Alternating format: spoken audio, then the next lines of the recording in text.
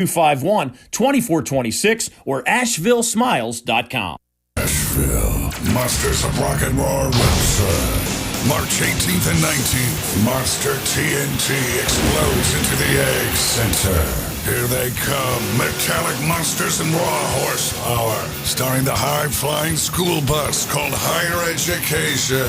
3 monster shows. Tickets now at monstertnt.com or buy at Allen's Jewelry and Pawn for free pit passes. Monster TNT, the Egg Center. Paid for by Consumer Tort Network. Always check with your doctor before discontinuing any medication. Has your doctor told you that you have cancer? Have you taken Zantac or another generic version of this popular drug to help treat stomach issues? Then pay close attention to this message. The FDA said it detected low levels of a probable cancer-causing chemical known as NDMA in Zantac and other generic forms of the drug. Some of the largest stores in the country have them off the shelves. If you've been diagnosed with cancer and you've taken Zantac or a generic equivalent, call the Consumer Tort Network now at 800-513-6073. You could receive a free cash award and have your medical expenses covered. We represent some of the largest law firms in America. They have proven records fighting the big pharmaceutical giants, and there's no upfront cost to you. They only get paid if you win.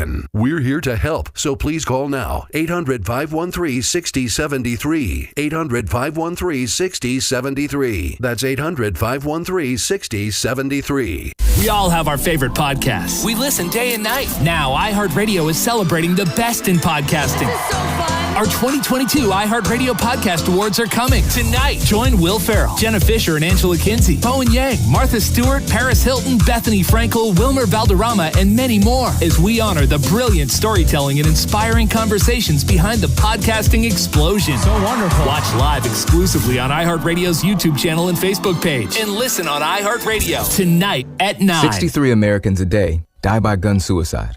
By storing our guns safely, locked, unloaded, and away from ammo, we can give our loved ones a second chance at life.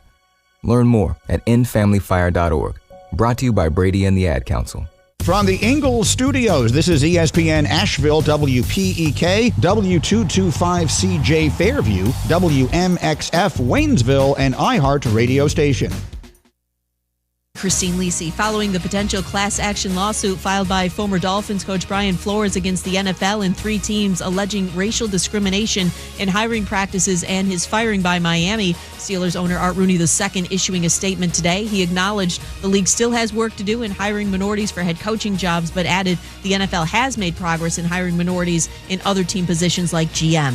Jim Harbaugh is heading back to Michigan. Harbaugh, who interviewed for the Vikings head coaching job yesterday, informed the school he'll return in 2022. Michigan reportedly elated by Harbaugh's decision, as it should be, believes ESPN's Dan Orlovsky. Harbaugh has absolutely solidified Michigan as being back to one of the premier top 10 football programs in college football.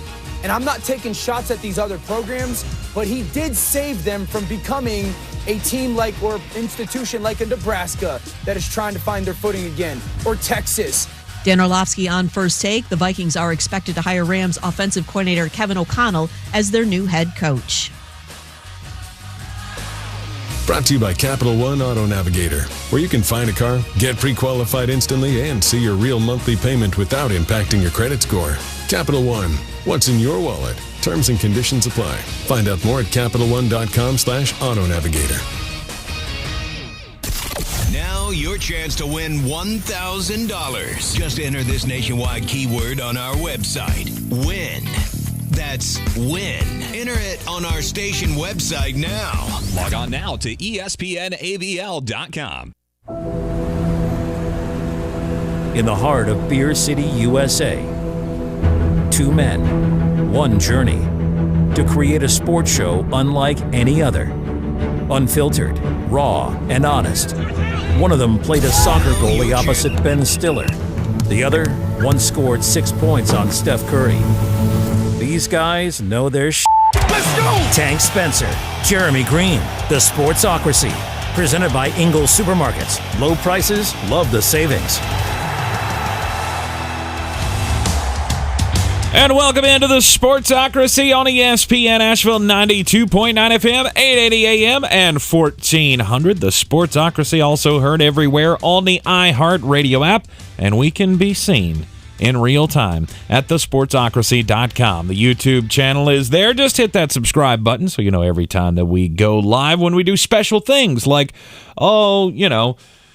live reacting to actual games, or Jeremy breaking down the Senior Bowl on Saturday. 2:30 start for that. That here will be in the me Sportsocracy. and David Smith of Armchair Commentary. You will get to see me at Full Nerd. There is probably not a nerdier thing that I get more into than the Senior Bowl. Senior Bowl practices have been going on this week. The game is this weekend, and yes, the live reactions will be here in the Sportsocracy with David and Jeremy at 2:30 on Saturday. Jeremy's going to have some Senior Bowl notes for us later on in the program. Specifically one that people are grossly overreacting Just to. one? Well, I mean, there's several. I was going to say. There's specifically one that people are losing their minds over. I've heard some horrible reports about a very, very big mountain of a man that's supposed to be pretty good. He has been duties. Right. It has not been good. He has not been doing well, so we'll probably talk about him as well in the Senior Bowl notes coming up later on in this hour. Top of the next hour, Jones Angel, voice of the North Carolina Tar Heels, will be joining us for Tar Heel Time as we'll talk about this 4-game winning streak and the huge game coming up this weekend, Saturday night. It is the final time that Coach Mike Krzyzewski is going to be coaching in the Dean Dome. It's going to be interesting. We'll see what Jones has to say about that, as well as all the festivities that took place this past weekend during the NC State game when they lowered the banner in the rafters for Roy Williams. The 1982 National Championship team was there, so we'll get all of his thoughts on that. Texas A&M, Jimbo Fisher doesn't want you to think that they got the number 1 recruiting class of all time just by NIL money. No, we worked very, very hard for this. Yeah, that had nothing to do with it. Texas A&M's never had a class anywhere near this, but no, it had nothing to do with it. We'll talk about the greatest recruiting classes of all time, and Texas A&M, I guess by the metrics, by the scores, this is the greatest of all time. But to me, I mean, it's kind of hard to say, oh, we got the greatest recruiting class. How many recruits in history have come in as number 1, number 2 recruits in high school football and then done nothing at the college level, or maybe had a good college career but never made it to the league? It's not as many as you think. Especially not recently. I will agree with you there. But through time, there have been a bunch of them. And, of course, we'll start off the program here with Jim Harbaugh, the Minnesota Vikings, and Kevin O'Connell. What the heck happened? Hey, you remember that whole second hour we did yesterday? Yeah. Yeah, that lasted about an hour and a half. And that's the beauty of live radio, is that things can change at any moment. I'm just glad that it didn't come out 10 minutes before the show ended. And then we go, oh, well, that was completely worth it. Well, that was fun. Did everybody enjoy that? It's time to go home now. At least we had the full hour of useless talk radio before, Jim Harbaugh. How did this go down? So he gets on a plane on National Signing Day to go to Minnesota to interview for the Vikings job. We were sitting here talking about it like this wouldn't come out unless he was going to take the job, and I still fully believe he was going to take the job. He went to Minnesota with the full intention of taking the job, but he got in the room and apparently they never offered it. And now I love how things are being swung. Like Jim Harbaugh has spurned the NFL and decides to return to Michigan. Did he, though? That's called a narrative. That's called a narrative because Jim Harbaugh went into the room, and I have this on good authority. Mm-hmm. They didn't offer him the job. Mm-hmm. This is not, I didn't like what happened. No, he went up there to take the job. I didn't like what he had to say. What happened exactly in the room, I don't know. But I fully believe Minnesota intended on offering him the job. Something happened when he got there, mm-hmm. and they didn't like what they heard. And they immediately leaked, yeah, it's Kevin O'Connell. Because Jim Harbaugh tried to make it, no, I spurned them. No, you didn't. No, you didn't. Because you would not have been in that building mm-hmm. if you did not intend on taking that job. Right. I fully believe that's how it was, how it went down. What Minnesota decided against with Jim Harbaugh, I don't know. Was it that that front office with Kwesi Adolfo-Mensah just now in the job, did he look at it and go, I don't know if I can be this guy's boss, or it's going to be a real headache trying to be this guy's boss after I was his underling with the San Francisco 49ers. Or I don't believe the former. I can believe the latter. Mm-hmm. But I also don't think that's it. I don't think that the front office of Minnesota didn't know what they were getting in Jim Harbaugh. Now, could it be he wanted full personnel control? Possibly. I've heard that floated. I have not confirmed it. Mm-hmm. And there could be a tenet to this of Kevin O'Connell just brings something that Jim Harbaugh doesn't. And I don't think it should be lost on anyone that there is a Sean McVay in the Super Bowl and a Sean McVay disciple in the Super Bowl. Yes. Yeah, where is Kevin O'Connell coming from? This is an imitation league. That's what we do. My favorite stat of yesterday, Kevin O'Connell was drafted to be Tom Brady's backup after he'd been in the league for 8 years. And here he is. The first Sunday of NFL football with no Tom Brady will be the first one of Kevin O'Connell as a head coach in the NFL. Mm-hmm. I mean, I don't mind the hire. It makes complete sense with what Minnesota is going to do. I've had a lot of people ask me, where are the high-level defensive guys that got fired? Where are they going to land? Bet you one of them lands on his staff. Oh, yeah. Vic Fangio. That's the perfect landing spot for Vic Fangio. You run the defense, Kevin's got the offense. Mm-hmm. So kind of a Sean McVay, Wade Phillips kind of a very much so kind of a very arrangement. much so. Yeah. Okay. And Kevin O'Connell, though, I mean, he's had what, 3 years? 3 years as an offensive coordinator.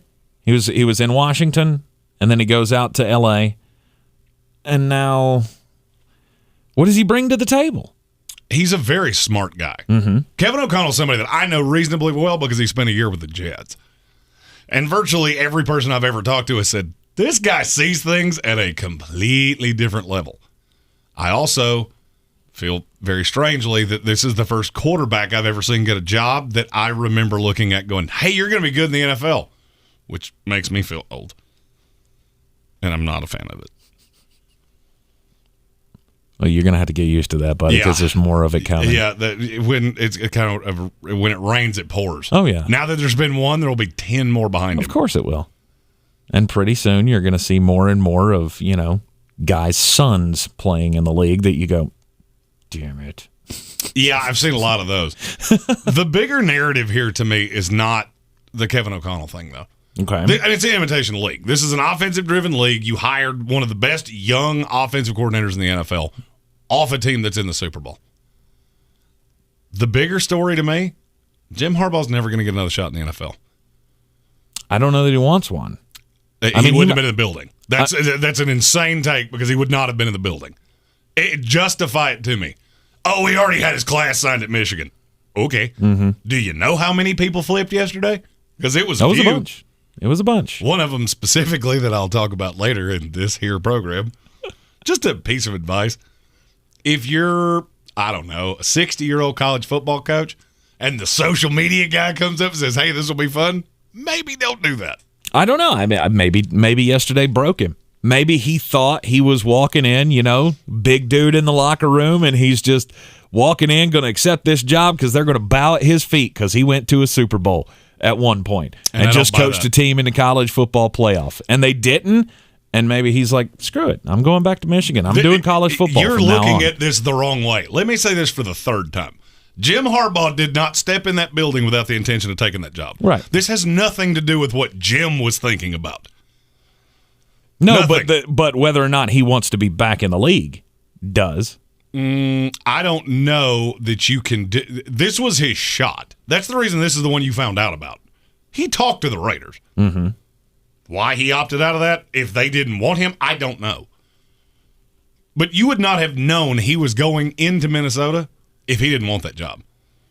I firmly believe he will always want to have gotten back into the NFL. Mm-hmm. You don't have a chance now. Why? You don't have a chance now. Because I will be here as long as Michigan will have me. Cool, you better not leave. Yeah. You better not do this again next year. And that was the first words out of his mouth to the AD. This will not be a continuous problem. That, to me, was Jim Harbaugh going, that ship sailed. Mm-hmm. That ship was today, and it has sailed. Now, is that a good thing? Maybe. Maybe it is. Maybe Jim Harbaugh does fit at the 17th best program in college football. It's not any higher than that. Before anybody argues with me, count it off before you tell me I'm wrong. Right. No, I will agree with you. It's not one of the top 5 jobs or whatever. 17 sounds a little low, but yeah, okay. They're 6 in one conference, so true. But I don't know. Where does he? Why do you think no team will reach out to him now? Oh, I'm not saying nobody will reach out to him. You can't take the call now. You went back home. You had one shot at this. If you're going to leave Michigan, it can't be just for whatever job will hire you. That takes away the mystique. Mm-hmm. And this was the perfect scenario we talked about yesterday. This division's not good. Apparently now Packer teammates believe Aaron Rodgers is not coming back. So where else are you going to turn? I mean, name me the job. You tell me the job that would have interest in Jim Harbaugh that he could take the call and not be completely vilified for everything he said yesterday. Well, I mean, he's going to be vilified, but coaches are always vilified when they put themselves in this situation. He could have taken the Minnesota job and it would have been fine. Of course. You just beat Ohio State for the first time in 17 decades or whatever it was. Right. But that's what I'm saying. For whatever reason, Minnesota didn't want him. Next year, a spot opens up in Can't even take the call. Seattle. Can't even take the call. Can't even take the call. Why? Because of how you responded. I'll be at Michigan until they won't have me anymore. You remember that? You remember when Nick Saban said, I will not be the next head coach of the Miami Dolphins or of the Alabama Crimson Tide? You don't think that plays into why he's never gotten a call again? Well, I mean, he went to the best job in the country. Who else? What other job is he going to take? Oh, Saban could take an NFL job, and he had interest in it. Well, I'm sure he could, but why would you do that? Because you're almost 70 and you don't want to recruit and deal with a transfer portal. Mm-hmm. To me, that one's not that hard to figure out. But have you ever noticed that he's never so much as gotten a call that anybody knew about? Mm-hmm. Because when you do that, and by the way, Saban was not that bad of a coach in the NFL. No. Had a couple bad breaks with the medical department. Maybe not, maybe didn't catch all the breaks that you wanted. But you never heard from him again. And you're not going to hear from Jim Harbaugh again. Okay. Because now you have made this is my dream job. And that's fine. It's an elite program in college football. Mm-hmm. How high you can take it, I would say, is probably where you took it last year. Mm-hmm. This narrative that, this will reinvigorate the program. Really? You really believe that? I think it would have killed the program. I'm not so sure of that. If Jim Harbaugh had left and they had settled on Mike Hart to be the head coach. It wouldn't have been Mike Hart. We laughed at that yesterday for a reason. I'm just using him as an example. Whoever. I don't have any hopes that anybody's going to be able to take Michigan to any higher heights than Jim Harbaugh could. And I don't think Matt Rule would have been any different than Jim Harbaugh. I would say the trajectory of that is exactly the same. Mm-hmm. And he's younger, slightly more innovative. That's the thing that I've yet to hear anybody say. You do realize Jim Harbaugh does not run a modern-day offense, right? No. This is very I formation, 2 in the backfield, 3 yards in a cloud of dust. That's what I think happened. He went to Minnesota. They said, okay, well, we got these weapons, and power eye. You think that's what he said? And Minnesota looked around and went, well, that's not what we thought we were going to hear you say. It's like, I like that C.J. Ham feller. We're going to give him the ball a lot. I'm a really big fan of your fullback. Anyway, will you get another one of those? Did you see the offense that I just put on the field with Blake Corum? Yeah. That's what I'm going to do with Alexander Madison and Dalvin Cook. And they went, nah. No, you're not.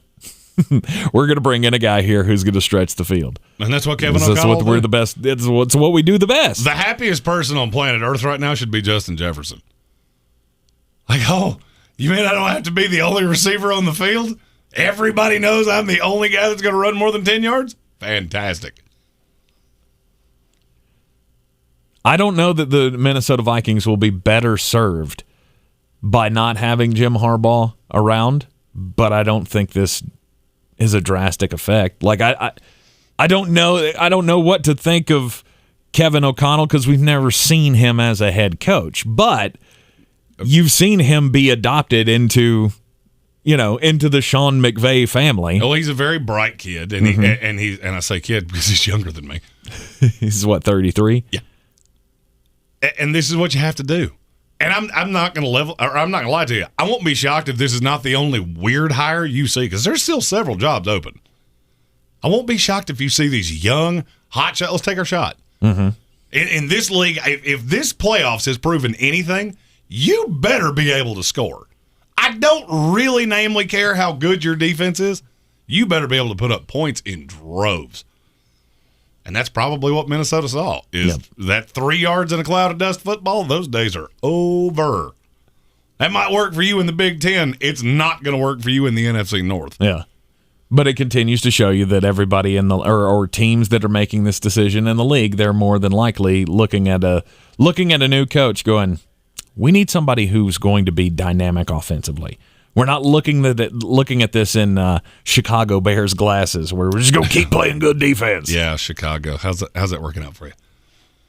All these jobs that have been filled in the NFL, you notice they've all gone to offensive guys? Yep. Except the one that most needed to hire an offensive guy. Yep. It's just bad franchises making bad decisions.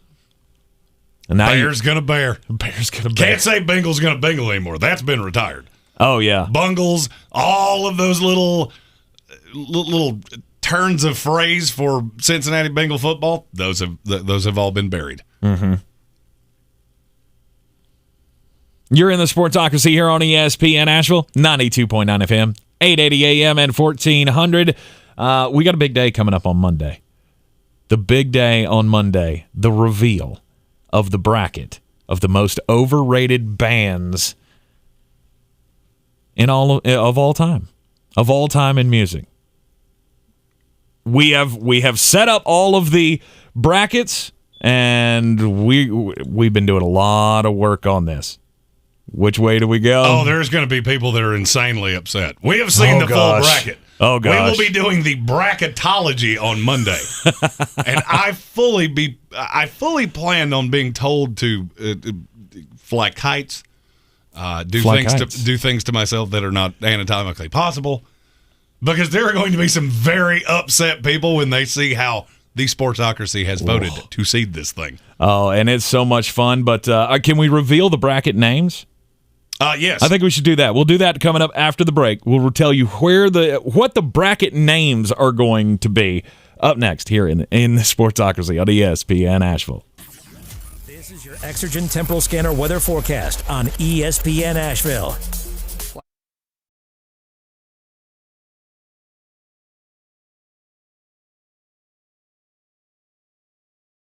West up from the Gulf of Mexico. That's a rich flow of air for us. Our low 49 degrees. Morning showers Friday, high 53. And then the cold stuff pours in Friday afternoon, Friday night. Thankfully, most of the precip out of here. Low Friday night, 20. I'm meteorologist Scott Larimore. That's the latest Weather Channel forecast. This report is sponsored by DuckDuckGo. Protect your privacy for free with DuckDuckGo. I bought football tickets for my husband's birthday, and now I'm in a football bubble. All I see online are articles and ads about football. I hate feeling manipulated. I downloaded DuckDuckGo and saw a difference right away. Take back your privacy online with DuckDuckGo. Privacy simplified. Did you know select Ingalls markets now offer curbside service? Shopping has never been easier with all the quality and service you expect from Ingalls. Visit Ingalls-markets.com to find a store near you and start shopping. iHeartRadio Earth is here with little tips for a healthier planet. It sure feels good to step into a warm car after letting it heat up for a few minutes. However, this practice wastes gas, increases emissions, and pollutes the air. Limit idling your car to no more than 3 minutes to save money at the gas station and improve air quality. Brought to you by iHeartRadio Earth and the National Environmental Education Foundation. To find more tips for smarter, sustainable living or to take action in your own community, go to iHeartRadio.com/Earth. Hi, I'm Emmitt Smith, Pro Football Hall of Famer and 3-time champion. Pro Football's all-time leading rusher Emmitt Smith talks about joint pain. Trust me, I know about joint pain. Sure, I made it look easy, but if my body could speak, it would say, I'm in pain. Are you living with chronic joint pain? Knees, hips, lower back, shoulders? Don't just assume the old treatments are the only treatments. I've gone under the knife to get rid of pain, but now there are options, and you need to check them out. Emmett's talking about QC Kinetics, exciting new natural biologic therapies that can repair and restore damaged tissue in your joints. New options now available here. You can encourage your body to actually heal itself with the help of QC Kinetics. Real relief with no surgery, no drugs, no downtime. Call the local medical professionals at QC Kinetics for regenerative restorative treatments with lasting relief. But now, you and I, we have help. QC Kinetics. Start now with a free consultation at QC Kinetics. 828-333-9517. That's 828-333-9517. Call today, 333-9517. On the battlefield, there's a saying America's military men and women live by. Never leave a fallen warrior behind, ever. Off the battlefield, Wounded Warrior Project operates with the same goal. Wounded Warrior Project was created to help our men and women returning home with the scars of war, whether those scars are physical or mental. Wounded Warrior Project. We never leave a fallen warrior behind, ever. Learn more about what we do at woundedwarriorproject.org. Rogue Combat Club, Asheville's home for comprehensive martial arts training, has a goal for our community, one that's stronger, more fit, and unwavers in its support of one another. Rogue Combat Club's instructors have competed at the highest levels and offer classes for everyone from young children to adults in Brazilian Jiu-Jitsu, Muay Thai, and wrestling. Rogue Combat Club classes can help you boost your self-confidence and self-defense skills while weeding out the egos and intimidation found at other gyms. Join today at roguecombatclub.com. Hey guys, I'm Ziggy, your local Philly girl, owner of Ziggy's Bakery and Deli. I've created a traditional northern deli with only the most authentic cheesesteaks outside of Philadelphia, served with provolone, white American, or Cheese Whiz. Our other classic deli sandwiches are made with the best quality meats and cheeses, available sliced by the pound. Join us for breakfast for house-made bagels with our custom cream cheeses. Or for something heartier, try a pork roll, egg, and cheese or house-cured lox. Ziggy's Bakery and Deli, in the corner of Asheville Commons, 1550 Hendersonville Road, open 8 to 3, Tuesday through Saturday.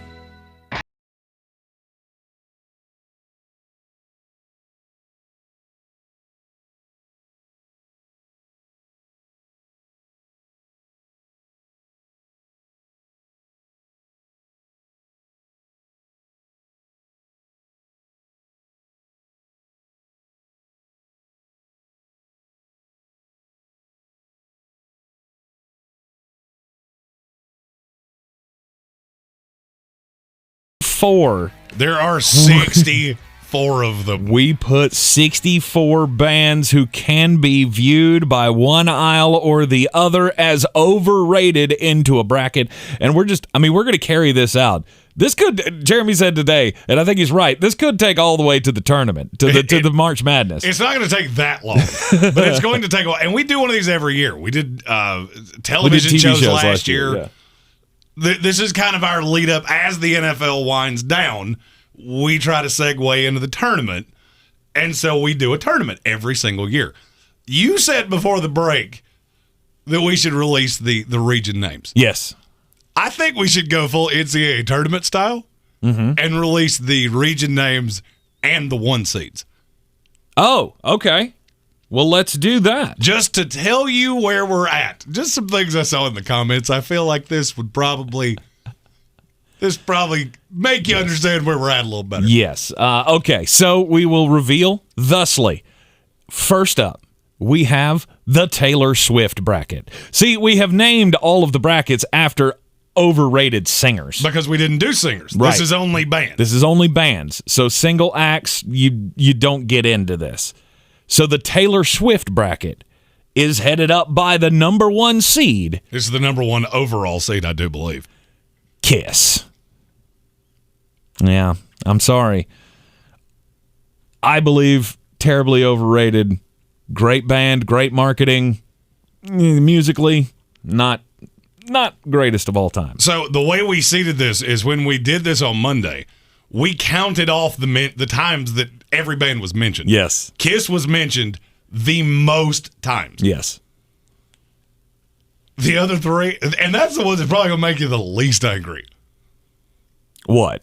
The other three ones. number one seeds? Of the ones. No. At least It's not for even me. the most. It's not even close to the most offensive, in my opinion. But you also don't like Kiss. No, I like Kiss. I like Kiss. Rock and Roll All Night, Detroit Rock City. I mean, I could do this all day. It's just, you were a bigger show than you were a musical act, in my opinion. Mm-hmm. The Britney Spears bracket. The number one seed, U2. I don't see how anybody beats them. This is the Duke every year in the tournament. You have a clear path to the Final Four. What happens when you get there, I don't know. If you get there, because more often than not, Duke's going to trip up and they might get beat. You never know. They may get beat by a 12 seed. You never know what it's going to be. There are a couple 12s. When we release this bracket, there are a couple little Cinderella 12s that are going to be difficult. One of them's a band I'm really fond of, and I have a feeling you all are going to throw shade at them a lot. And here's the thing: don't get too in your feelings about this thing. I mean, because we say a band is overrated doesn't mean we don't like them. Doesn't mean they don't have songs that we like. It's just, are they really all they're chalked up to be? The third region, the Justin Bieber region, number one seed, the Beatles. That's actually the number one seed. That's the most offensive thing anybody's ever said. Because Justin Bieber was the most said individual artist. Was he? Yeah. So that's why we paired those together. Okay. So the Beatles are the one seed in the Justin Bieber region. Yep. And then we have the Drake region, where the number one seed is the Rolling Stones. That's your 4 ones. Yeah. You got the Beatles, Rolling Stones, Kiss, U2. Yep. You'll have to wait to find out who the rest of the field is.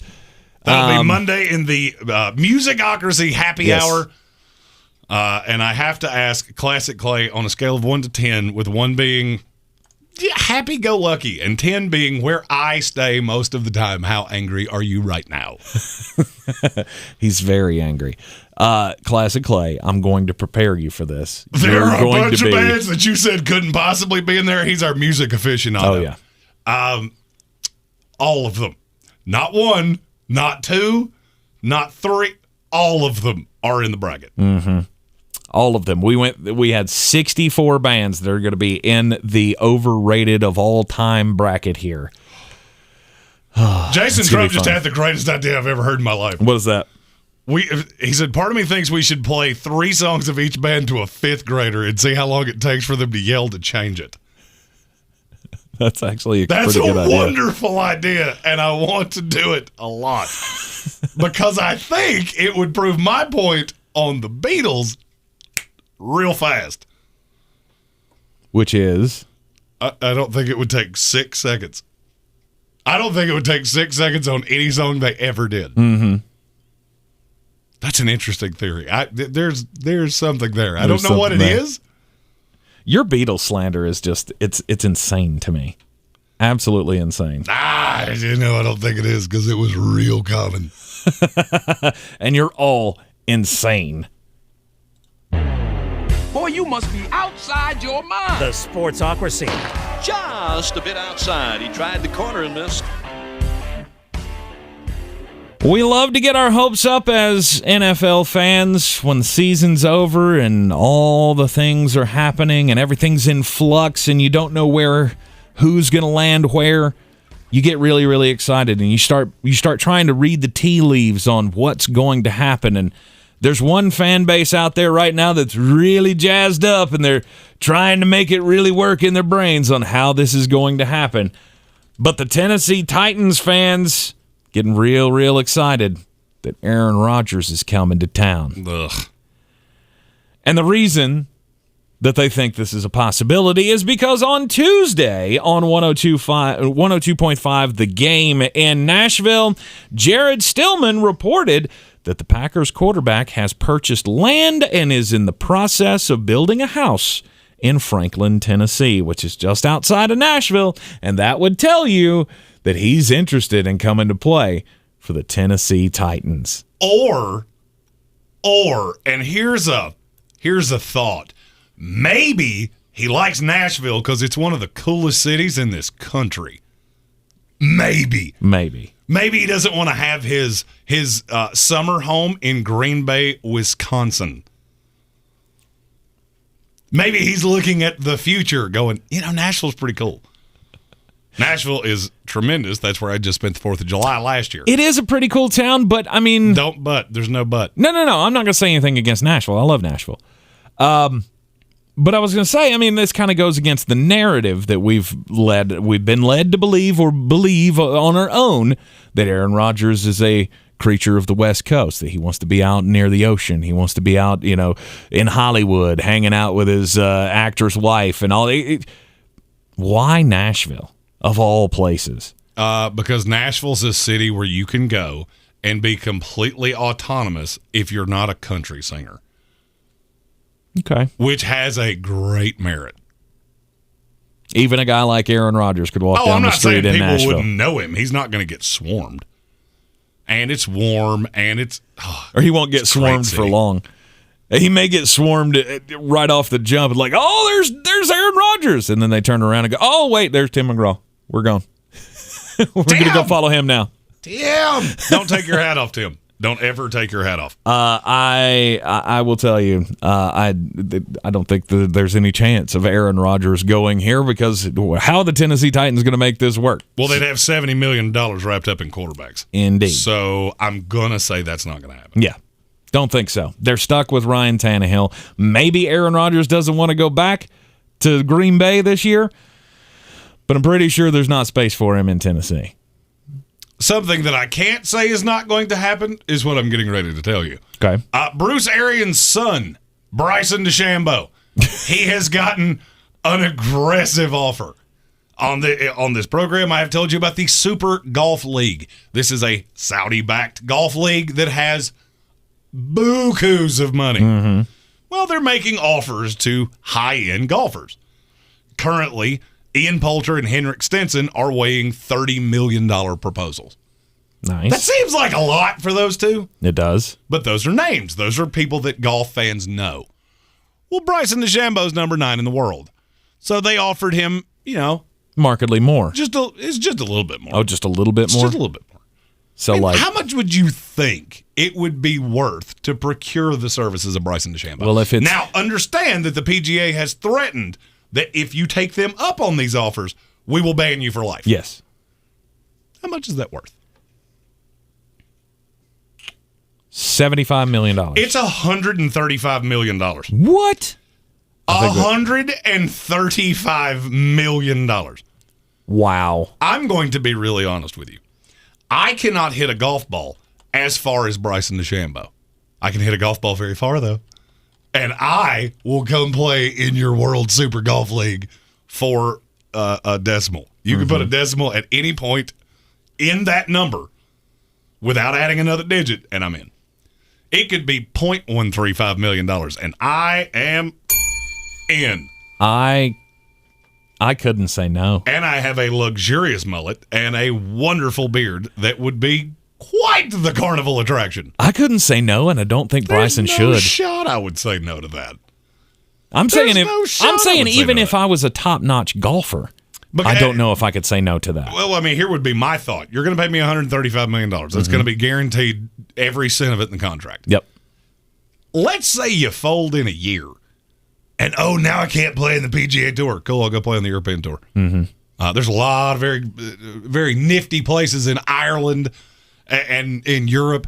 The Corn Ferry, there are plenty of places that I can play golf and be just fine. And I have 135 million reasons to not care what the PGA Tour thinks about me. The Corn Ferry is not run by the PGA? It is. It's not actually the tour I was thinking of. All right. There's another tour that's not run by the PGA, but I can't remember what it's called. Is that the Symetra Tour? No, that's the women. I don't remember what it is. Yeah. I don't know. Anyway, I couldn't say no to this because I don't know that he's ever going to earn that much playing in America. I'm going to be really honest playing with for the PGA. You could offer me $135 million and tell me that every hour on the hour you're going to swoop into the studio and hit me in the nether regions with a 7-iron, and I would go, and Done. That'll buy a lot of ice. I would have a lot of questions. Like, how did you accumulate this much money if you're so irresponsible with it? 2, what did I do to anger you so badly? 3, do you have a slice? Because I really don't want you to take my knee out while you're trying to do this. Right. Do you yell 2 when you do that one? Is that how that works? I don't know. You don't yell 4? I don't care. But if somebody's got that much money and would like to offer it up, I am taking calls. Point of reference here. Would you like to take a guess on how much the career earnings of Tiger Woods was? He's the number one golfer of all time in career earnings. Oh, I would say it's $250 million. Nope. $120,000 or $120 million. I was about to say it's not $120,000. I can tell you definitively it's not true. $120 million is his career earnings. But this now you is got to not be careful with that because that doesn't factor in appearance fees. No, That's it doesn't. Just purses. No, it doesn't. That's just what you're going to earn by playing on the tour, not the extra stuff, none of the endorsements, none of that stuff. But that's what I'm saying. Like Bryson still would have the opportunity to make money outside of this. But he's getting $135 million guaranteed just to come play in this super. What is it? The Super Golf League. Super Golf League. I'm in. That's more than I'm probably. He will. It's definitely more than he will ever earn on the PGA Tour. Agreed? Oh yeah, because he's going to age like a dairy product. Right. I've seen this book before. David Duval comes to mind. He's somebody that could absolutely tear the cover off a golf ball. Well, the older he got, he started to have back problems. When he had back problems, now you can't drive it 400 yards anymore. Mm-hmm. And the fact that you can't putt, chip, pitch, really anything else in golf started to be a little bit of a problem. Yep. Kevin Vick says he'll take the wiffle ball bat for $100. 100%. For $100 every time you do it. You show up with a $100 bill in. Just get her done. Preferably not in the face. All right, the face is important. Coming up this afternoon on the happy hour, we're going to be doing Threadbare Thursday. So be sure to join us for the 5 o'clock hour each and every day, only on the YouTube stream. Those get insanely off the rails quickly. It is mind-boggling to me where people's brains go. Yeah. That's how we wound up eating every delivery pizza. Every chain delivery pizza. Mm-hmm. I still maintain that Pizza Hut, the one with the Peruvian cherry peppers on it. Oh, the fiery? The fire. Yeah. What was it? The Spicy Lovers Pizza. Spicy Lovers Pizza. The Spicy Lovers Pizza was very, very They good. pay us not 1 cent to tell you that. No. But it is the best delivery pizza I have ever eaten in my life. Right. And I want 8 of them a day for the rest of my life. Well, you can't do that. You can't eat pizza every day the rest of your life. And you know why? Because it's bad nutrition. And PhD Weight Loss, they are helping us find out what good nutrition is. We've got the high-protein diets, and we're mixing in the exercise. How are you doing with that? Are you mixing in some exercise now with your weight loss program? I found myself doing a lot more than I used to now that I'm 30 pounds less. You have accelerated your losing. I leveled off, but the people at PhD Weight Loss have gotten me back on the right track, and I'm actually down 4 more pounds this week. Yes, sir. Good job. I will have my bag with my lovely social media picture this weekend. Excellent. Because now I go on Saturdays. They're even open on Saturdays. Right. My schedule does not allow me to get in there early on weekdays anymore because I have to work. But they're open on Saturdays. Total availability and so helpful in our weight loss mission. Yeah, I have never been so excited about a program because, look, they don't just pressure you and come down on you and be like, you're not doing the right thing. You should feel sorry for yourself. No, it's all about, well, we can't change what's in the past. You got to move forward. And keeping a positive mind is the thing that's going to keep you dedicated to a program like this. And Dr. Ashley Lucas and the folks over at PhD Weight Loss can help you reach your goals. We combined have a goal of 200 pounds to lose, and we're already more than 50 pounds over 50 pounds lost on our way to our goal. Go to myphdweightloss.com today. That's myphdweightloss.com. The Senior Bowl's coming up on Saturday, and Jeremy, you and David Smith of Armchair Commentary are going to be doing a live stream reacting to all of the game at 2:30 on Saturday at thesportsocracy.com. But practices are going on right now, and then people are flipping their lids over one guy who's been showing out so far. Malik Willis. Mm-hmm. It's not shocking. You should not be surprised that Malik Willis looks this good in a session like this. Nobody ever doubted the arm talent. I feel like anybody that dings Malik Willis for anything, immediately you're looked at like, oh, if arm talent was the only thing that mattered in the NFL, Jamarcus Russell would have been Tom Brady and Peyton Manning would have been Rick Mirer. That's not all that matters. Right. This is the thing with the Senior Bowl is you have to be very careful about completely changing the way you look at somebody. Malik Willis has been trending on Twitter for 3 solid days.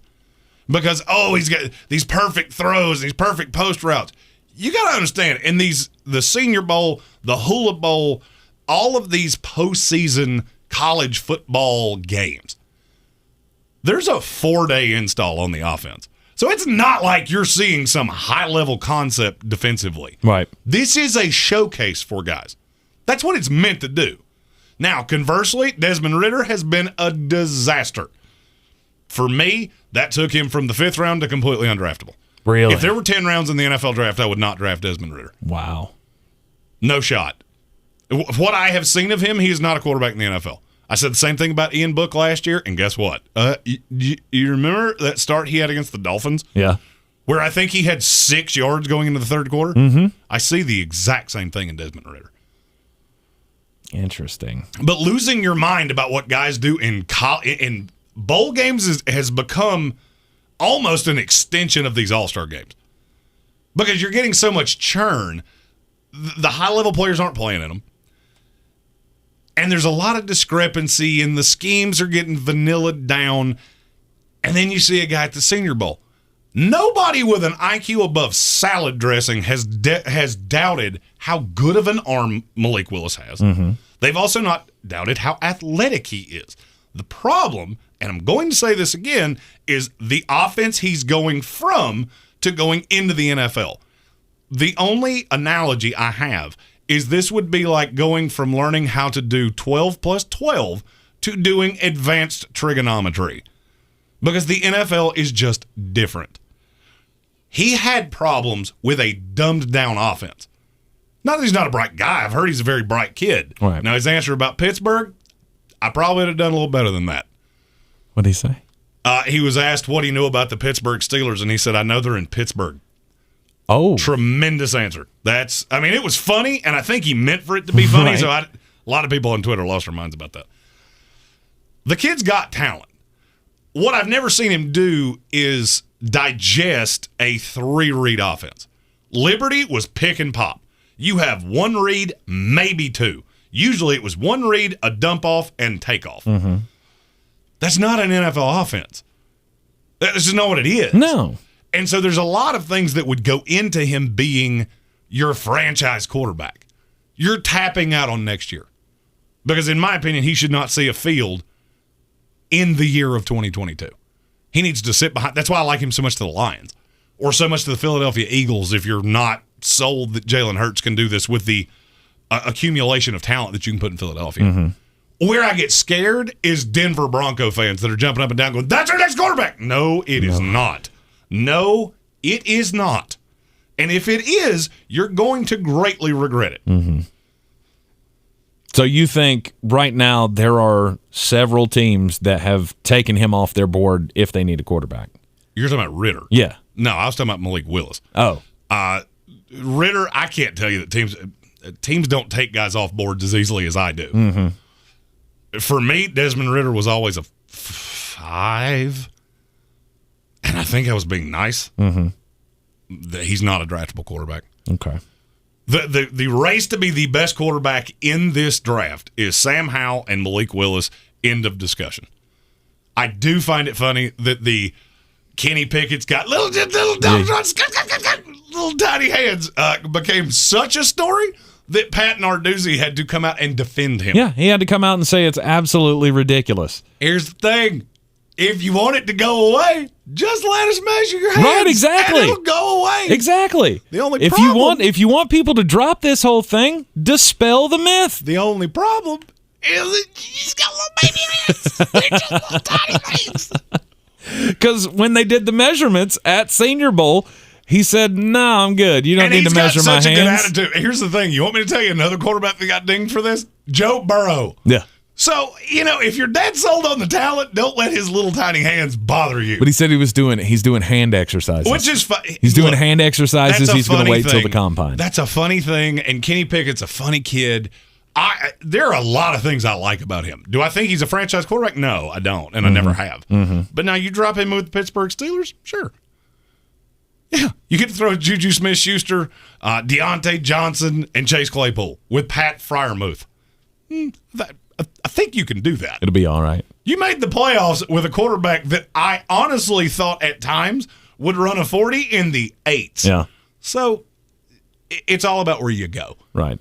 There's a lot of buzz around a lot of guys at the Senior Bowl. I don't think I have seen more damning buzz against somebody than I have seen against the most ginormous man in the draft, Daniel Falele, Mr. 6'9", 408,000 pounds, out of Minnesota. Who's shocked? Who's shocked that a mountain of a human is getting just tortured by the best edge rushers in college football? Right, they're so speedy they can get around him easy.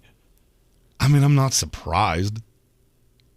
Armchair commentary, my partner for the Saturday live stream, you can really hurt your stock in the Senior Bowl more than you can improve it. Mm-hmm. That's true to a degree. Where you can really improve your stock is with the coaching staffs.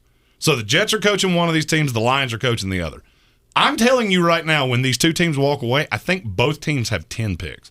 I won't be shocked if 6 of the guys that those two teams draft combined come off these rosters. Yeah. So if you're a fan of those two teams, you can glean a lot from this, which is exciting to me as a Jets fan.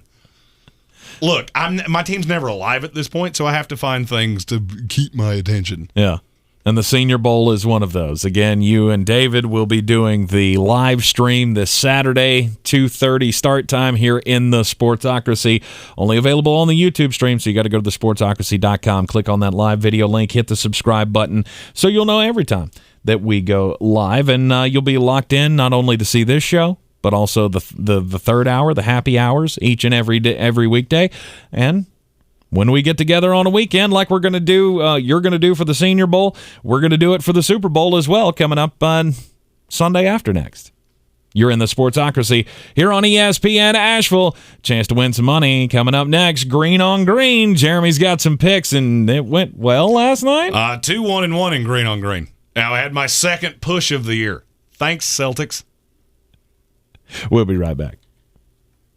I believe real estate isn't about properties. It's about people. I am Clarissa Marshall with eXp Realty, serving all of Western North Carolina. Navigating the home buying and selling journey can feel overwhelming at times, and that's why having an agent who cares about you and your needs is key. I'm a native of Western North Carolina, and I close over a home a week. I'm an expert in the market, pricing my sellers correctly to net you the most money, and working as a skilled negotiator for my buyers. Please give me a call today at 828-774-6343 to set up a complimentary market analysis. For my small bookstore to thrive, I can't just sell books. So I created a radio ad at iHeartAdBuilder.com to tell everyone about our author events, our story hours for kids, and our amazing lattes. Now we're busier than ever. I'd call that a success story. A custom radio ad from iHeart Ad Builder is the fast, affordable way to drive customers to your business. Put the power of radio to work for you. Get started now at iHeartAdBuilder.com. Paid for by Consumer Tort Network. Always check with your doctor before discontinuing any medication. Has your doctor told you that you have cancer? Have you taken Zantac or another generic version of this popular drug to help treat stomach issues? Then pay close attention to this message. The FDA said it detected low levels of a probable cancer-causing chemical known as NDMA in Zantac and other generic forms of the drug. Some of the largest stores in the country have them off the shelves. If you've been diagnosed with cancer and you've taken Zantac or a generic equivalent, call the the Consumer Tort Network now at 800-513-6073. You could receive a free cash award and have your medical expenses covered. We represent some of the largest law firms in America. They have proven records fighting the big pharmaceutical giants, and there's no upfront cost to you. They only get paid if you win. We're here to help, so please call now. 800-513-6073. 800-513-6073. That's 800-513-6073. Heard you're buying a car. I brought my calculator. Dad, I already used Capital One Auto Navigator. I found my car online and got pre-qualified instantly, instead of all that. You know those things impact your credit score. Didn't impact my credit score, Dad. Now I'm going to the dealership for a test drive and to make the purchase. Sounds too easy. No, it's just easy. Capital One. What's in your wallet? Terms and conditions apply. Find out more at CapitalOne.com/autonavigator. The iHeartRadio app celebrates Black History Month by honoring the icons and anthems from past to present. From Aretha Franklin to Drake, Bob Marley to Beyonce, the most influential artists of all time are streaming now on Black History Month Radio. Plus, enjoy Black History Month playlists curated by dozens of artists like John Legend, Smokey Robinson, and Lizzo. And of course, dozens of Black culture podcasts to inspire and educate. Download the free iHeartRadio app and discover music, radio, and podcasts you'll love. Cutting the price of your wireless bill feels good. Really good. So good, you gotta try it. With Straight Talk, you can get our Silver Unlimited plan for just $45 a month. Now with unlimited high-speed data, plus 5 gigabytes hotspot data, and no contract, with nationwide 5G on America's best networks. Why pay a whole lot for your data when you can get unlimited for a whole lot less? Straight Talk Wireless. No contract, no compromise. 5G capable device required. Actual availability, coverage, and speed may vary. See terms and conditions at straighttalk.com. All right, people, it's Valentine's Day. Everything has to be perfect. Yes, Chef. At Ingalls, we know that not every Valentine's Day is 4-star perfection, with string quartets and swanky restaurants. My boyfriend bought me flowers. That it's not the money you spend or the elaborate lengths you go to. Happy Valentine's Day. It just has to come from the heart. Ingalls, we're with you every step of the way. Coffee's for closers only. Get them the money! Then when you get the money, you get the power. That watch costs more than your car. Then when you get the power, then you get the woman. We had a push last night. I can't stand pushes. They drive me absolutely crazy. But that push pushed my record for the year to 39-2. I have 4 picks for you tonight in the NBA. First one, the LA Lakers are a 3.5-point dog tonight at the LA Clippers. They play in the same arena. And both of these teams are really, really bad, and they're both missing their best player. No Paul George, no LeBron James. I look at the Clippers and go, this is one of the few teams that is built in a way that Russell Westbrook can do Russell Westbrook-y things. I know it hasn't worked with Anthony Davis. That team is so bad. There is no shot the Lakers should be a dog in this. I'd take them the money line, but give them to me plus 3.5. The Minnesota Timberwolves are a 7-point favorite tonight at the Detroit Pistons. Minnesota is sneaky good, but what they really do well is beat teams that can't defend. And that is the definition of the Detroit Pistons. That is a terrible defensive team. Secret time? The Pistons give up 9 more points at home than they do on the road. One of the weirder stats I've ever seen. I don't like that Detroit at home. Give me the Wolves -7. Finally, the Phoenix Suns are a 4-point favorite tonight at the Atlanta Hawks. The over-under is 226.5. This game's going over. There is no doubt in my mind one of the worst defensive teams, one middle of the pack, 2 great offenses. This is going over the 226. I don't mind it being in Atlanta. The Suns are the best team in the league. Easy call for me. Suns -4 over 226.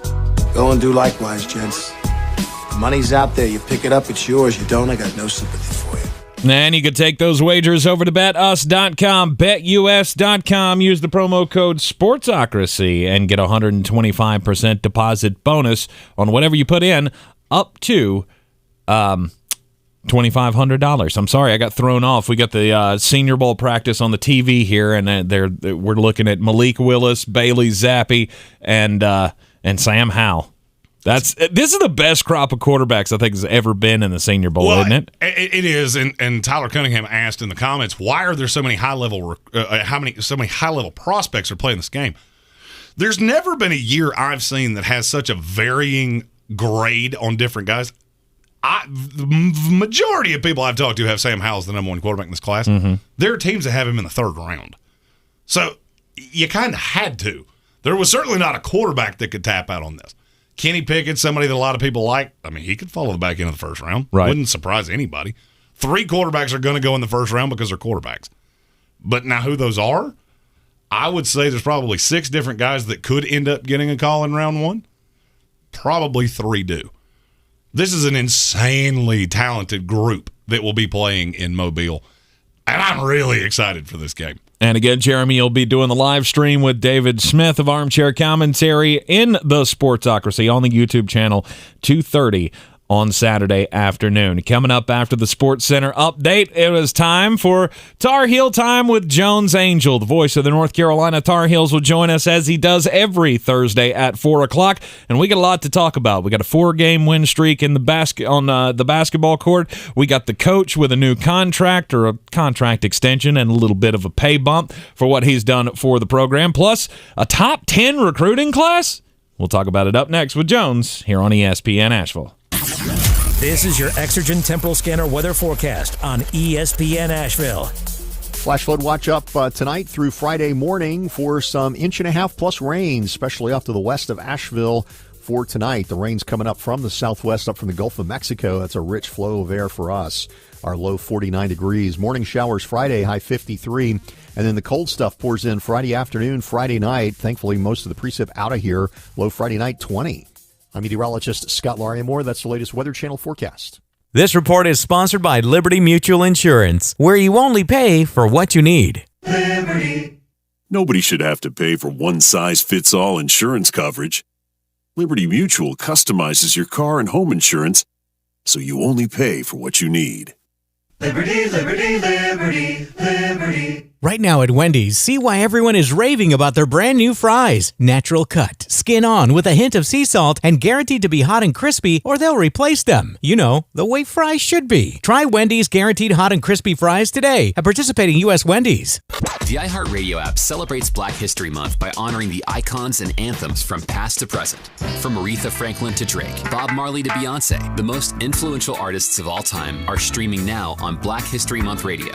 Plus, enjoy Black History Month playlists curated by dozens of artists like John Legend, Smokey Robinson, and Lizzo. And of course, dozens of Black culture podcasts to inspire and educate. Download the free iHeartRadio app and discover music, radio, and podcasts you'll love.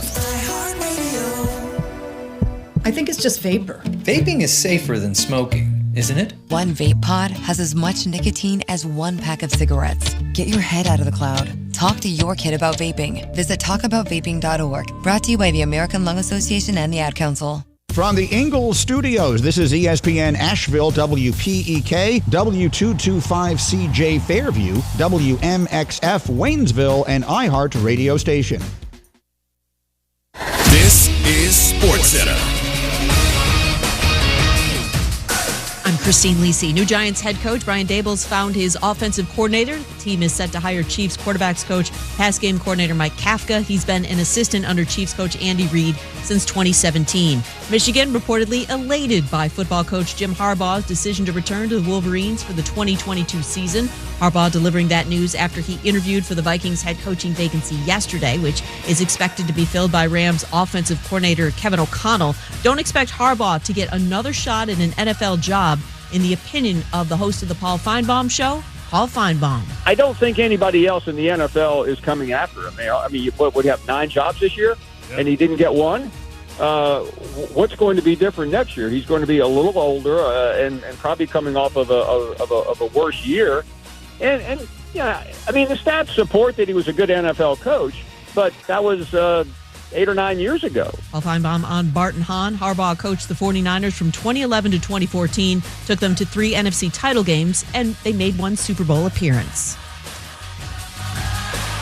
Do you own or rent your home? Sure you do. Fortunately, Geico makes it easy to bundle your home and car insurance. It's a good thing, too, because having a home is hard work. Go to geico.com, get a quote, and see how much you could save. Geico.com. Easy. Now Now your chance to win $1,000. Just enter this nationwide keyword on our website, family. That's family. Enter it on our station website now. Log on now to ESPNABL.com. He's a degenerate gambler. You are a smelly pirate hooker. And he's cheaper than oxygen. He's useless. But somehow, they make it work. Jeremy Greene, Tank Spencer. There's no holding back in the Sportsocracy. Presented by Ingles Supermarkets.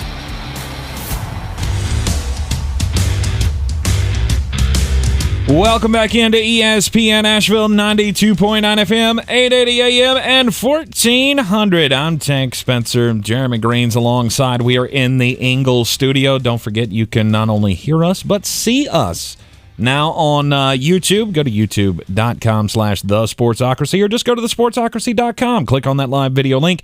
Hit the subscribe button. That'll get you into the chat box as well. Joining us as he does at 4 o'clock every Thursday afternoon, it's Tar Heel time with Jones Angell, the voice of the North Carolina Tar Heels. And man, what a week.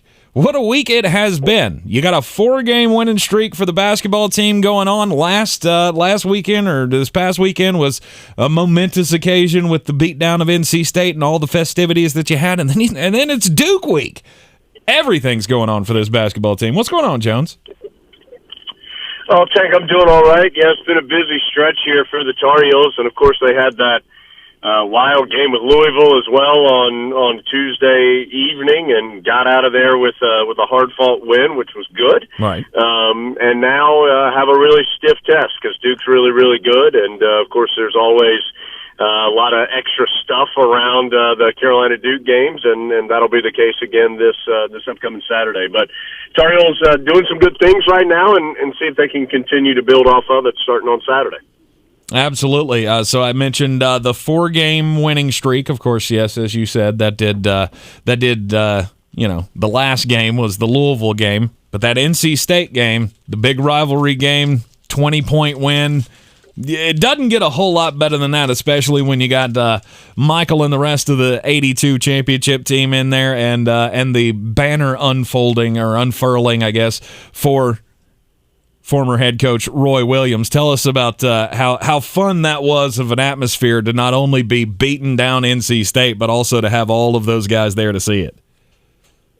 Well, certainly a terrific day for the Tar Heels, but I do think the important part about that is that day is not looked upon as fondly if you don't win the game. And that was the most important thing for Carolina, is that the Tar Heels shot the ball really well. They played really well in total, and that was a 20-point win. But, I mean, the Tar Heels were up by 35 at one point in the second half. It was a very one-sided contest, and that was to Carolina's credit, because I thought the Tar Heels played extraordinarily well that particular day, and not just because they shot well. That always makes it feel better, of course, because when you're making a bunch of shots, it just makes everything go more smoothly. But I thought the Tar Heels defended pretty well in that game. They rebounded against a good rebounding team in NC State. They shared the basketball. They did a lot of things that added up to a great performance, in addition to the fact that they shot the ball extraordinarily well. So all of that was really good. And then with that as the background, you also, of course, honor Coach Williams and all that he has done for Carolina basketball, and deservedly he gets that banner in the rafters and gets the moment where everybody can say thank you and really appreciate everything that he did on and off the court for Carolina.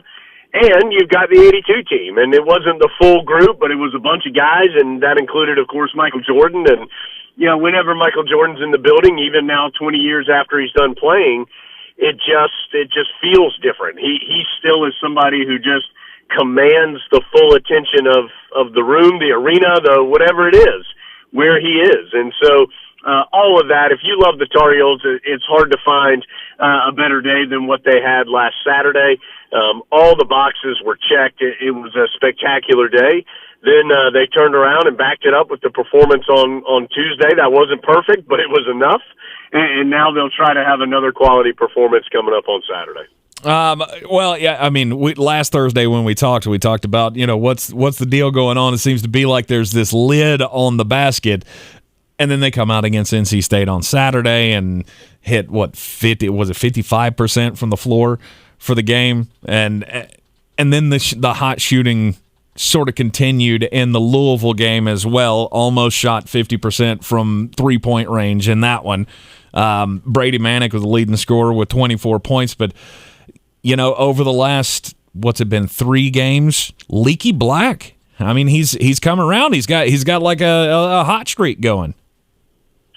Yeah, and he just, if Leaky can give you a little bit of offense, it's such a benefit to Carolina, because I think the other 4 guys on the floor, most of the time, that being R.J. Davis, Caleb Love, Brady Manick, and Armando Bacot, all 4 of those guys have proven that they can be pretty prolific scorers.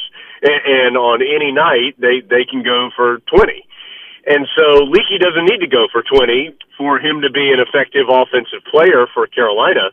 But if he can be a threat, and if he can hit that corner three-pointer, and if he can give you a couple of offensive putbacks, and he can keep you honest defensively with his jump shot, then it just changes how teams have to defend Carolina.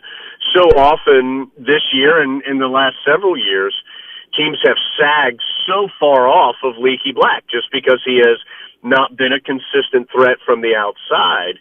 And that just makes it even tougher in the post. I think that was a big issue for Carolina in total last season, is that they did have so many post players, and it was just there were just so many bodies. The traffic was so heavy, both from Carolina guys and other guys, in the post. And so that's been a big part, Tank, as we've talked about this year with Carolina offensively, is that spacing offensively they're trying to improve it, and I think it has been better this year. And then if you can get Leaky Black to be a viable threat out there, that changes it even more. And so I think, again, he's a confident player right now. He's talked some about some of the off-the-court things that he's been working on to try to help carry over to a more free and confident performance on the court. And if he can make, again, he doesn't have to go 4 for 4 and 3 for 3 from 3 like he did against Louisville every single game. But if he's somebody that you have to respect from out there, or he's going to go, 2 of 5 from 3 or something like that, that just changes things even more for Carolina. So glad to see him doing those kind of things. He's always been a good rebounder. He's got a great assist to turnover ratio this year for the Tar Heels, best on the team. He's a terrific defender, and if you can add in that threat offensively with all that other stuff that he's always brought, that really makes him a more dangerous player and makes Carolina a more dangerous team. Obviously, with this being the last time that we will see Coach K coaching in the Dean Dome this Saturday, has a whole lot of extra baggage around it. How do you how has Coach talked about this game and trying to cut through all of that?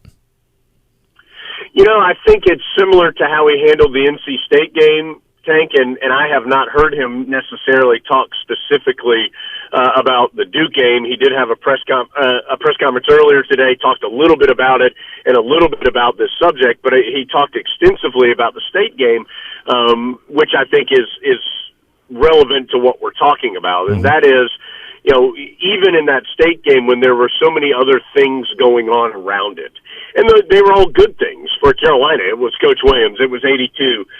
Those are all things that should be celebrated and that are exciting and that are good.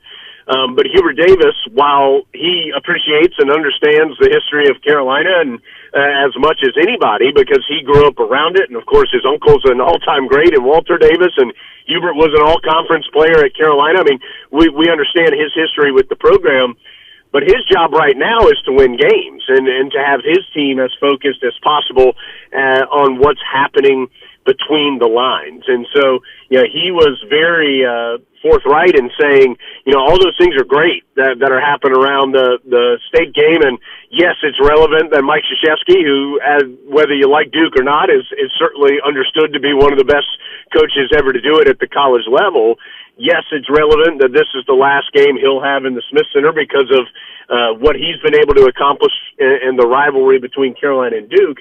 For Hubert Davis, it's about winning the game, and it's about getting his guys as focused and as ready for that game as they can be, and it's about blocking out the noise of everything else. And so that's where his focus is, and that's where he'll be really honed in, I think, on Saturday is, yes, understand there's other stuff happening. And shoot, Tank, I think you could even carry that over to Tuesday, where it was a zoo in there by the end of the game with the way the crowd was reacting for Louisville and, throwing stuff on the court and fights in the stands and screaming at the Tar Heel bench. And, can you block all that out and stay in the moment on the court?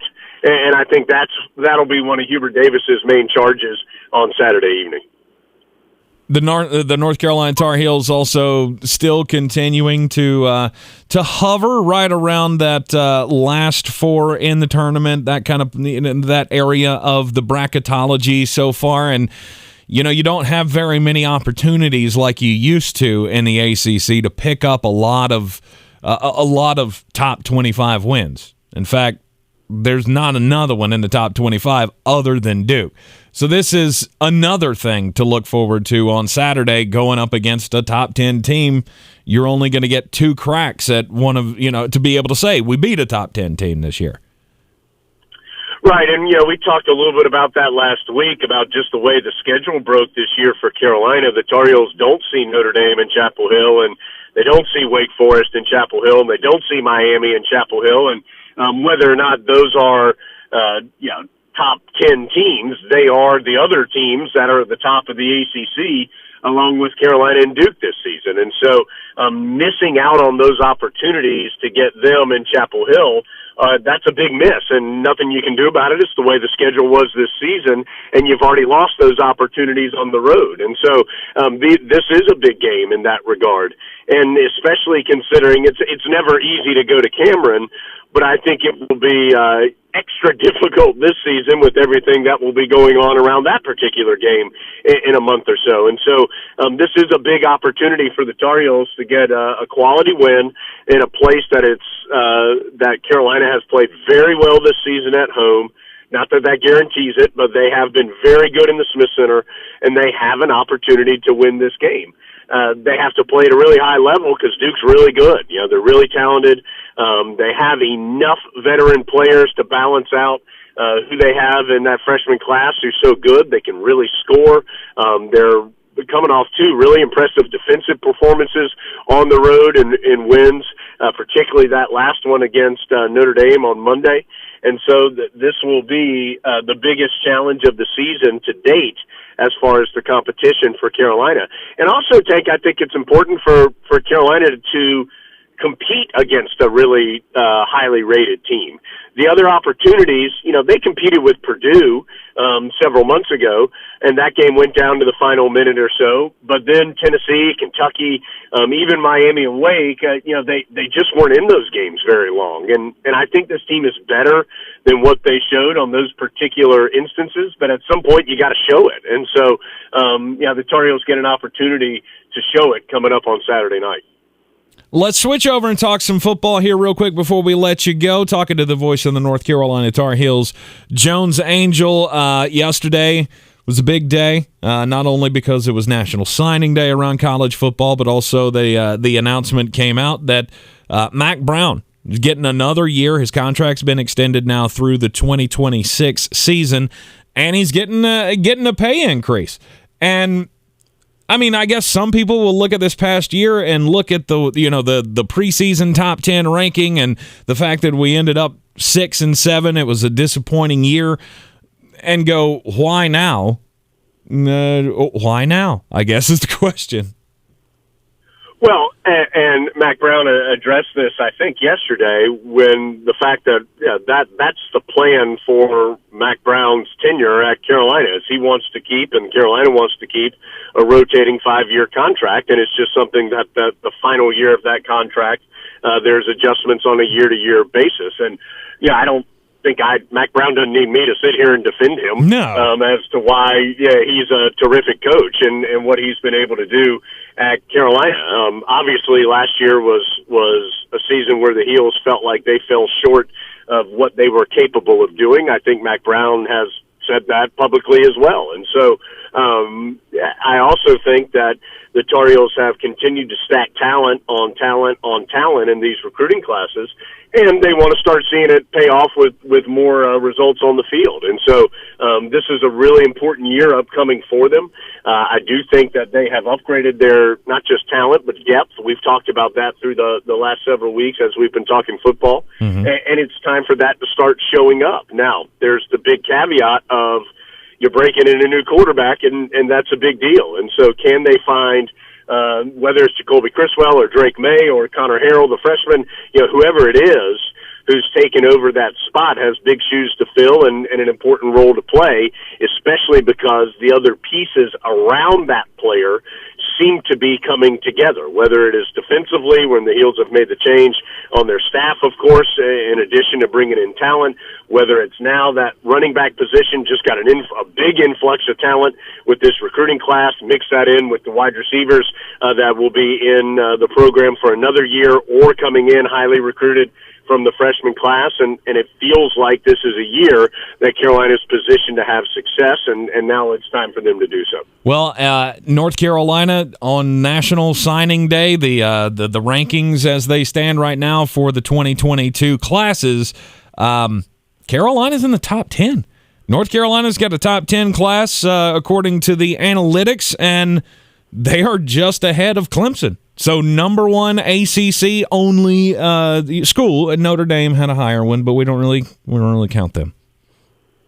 Well, and to me, that's the biggest deal, is the best in the ACC, because that should be the goal right now for Carolina. Of course, you want to talk playoff and you want to talk national championship, and all those things are okay to talk about. But I think the shorter term or shorter distance maybe goal is be the best team in the ACC, win the Coastal Division, get to the ACC championship game, because if you do that, then you are going to have yourself in the discussion for the New Year's Six Bowls, or if you've had a spectacular year, for that next level. But the goal should be win your division and be in the mix in the ACC. To do that, Clemson's the team that you've got to go get right now. That they are still, and I understand they didn't win the league this year or even their division this year, but they are still the standard bearer in the ACC. And so for Carolina to put together a better recruiting class, at least on paper, that's a step forward. Now, that recruiting class on paper has to become guys who produce on the field. But I think the other good part about that is that it's not like the Tar Heels have been at the bottom of the league the last couple of years in recruiting, and now all of a sudden they're at the top. No. That they've been making their way to this point. And the point of that is that there are other good players. It's not just the freshman class who's got to come in and upgrade your talent. The talent has been getting there the last couple of seasons. And I do think it's easy to forget that rarely, not impossible, but rarely do true freshmen come in and make a huge impact right from the start. It does happen. It happened with the Tar Heels with Sam Howell.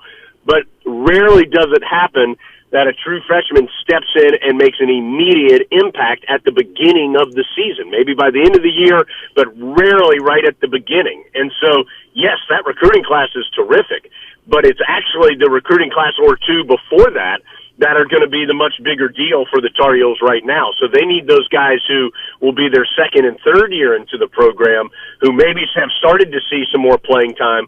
What they really need is for those guys to take the step forward.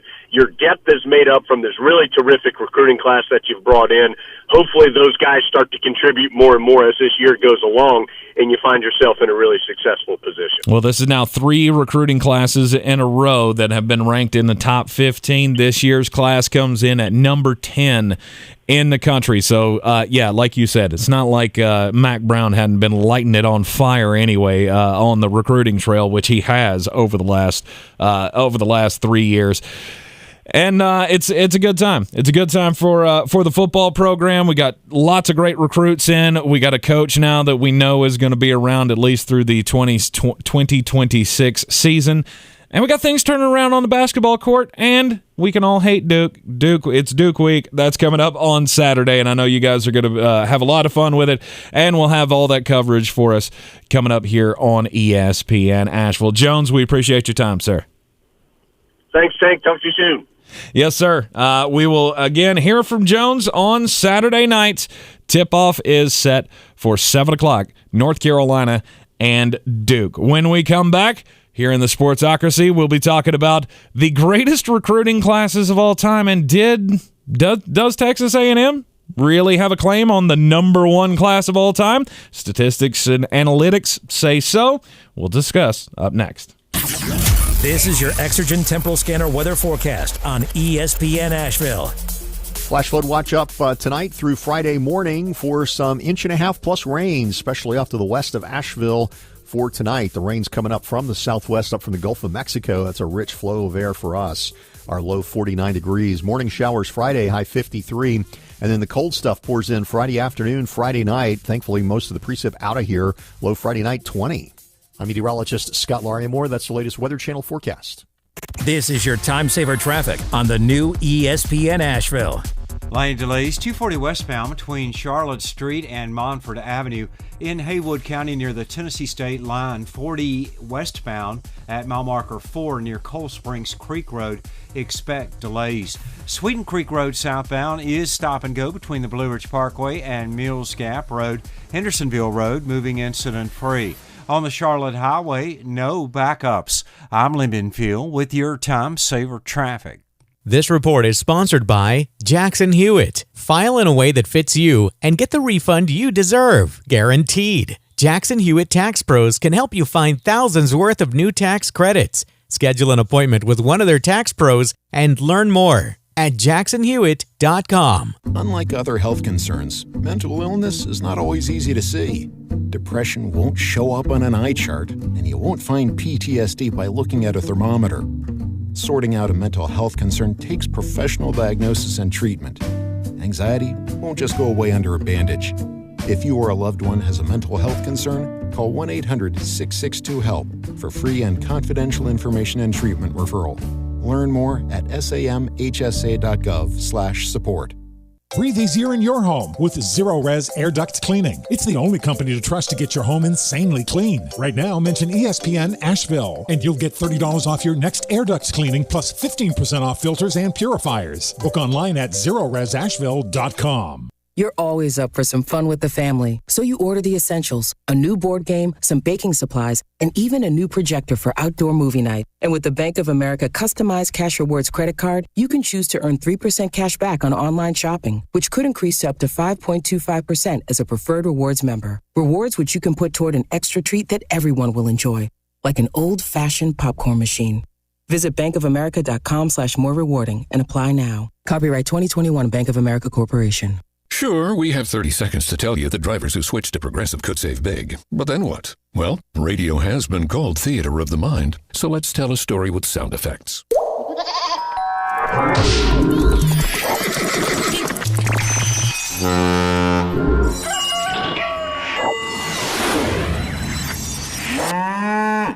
Wow, it's like I was in the story. Almost makes me forget this was supposed to be about saving big with Progressive. Progressive Casualty Insurance Company and Affiliates. Heard you're buying a car. I brought my calculator. Dad, I already used Capital One Auto Navigator. I found my car online and got pre-qualified instantly, instead of all that. You know those things impact your credit score. Didn't impact my credit score, Dad. Now I'm going to the dealership for a test drive and to make the purchase. Sounds too easy. No, it's just easy. Capital One, what's in your wallet? Terms and conditions apply. Find out more at CapitalOne.com/autonavigator. At Ingalls, we know the ever-present struggle of, what am I going to make for dinner this week? That's why we started the Ingalls Table. It's a website that brings the best chefs and food experts right into your kitchen. You can sort through hundreds of recipes for every occasion, watch how-to videos, and print shopping lists to take to the store. It's all waiting for you at ingalls-markets.com. Ingalls. Low prices. Love the savings.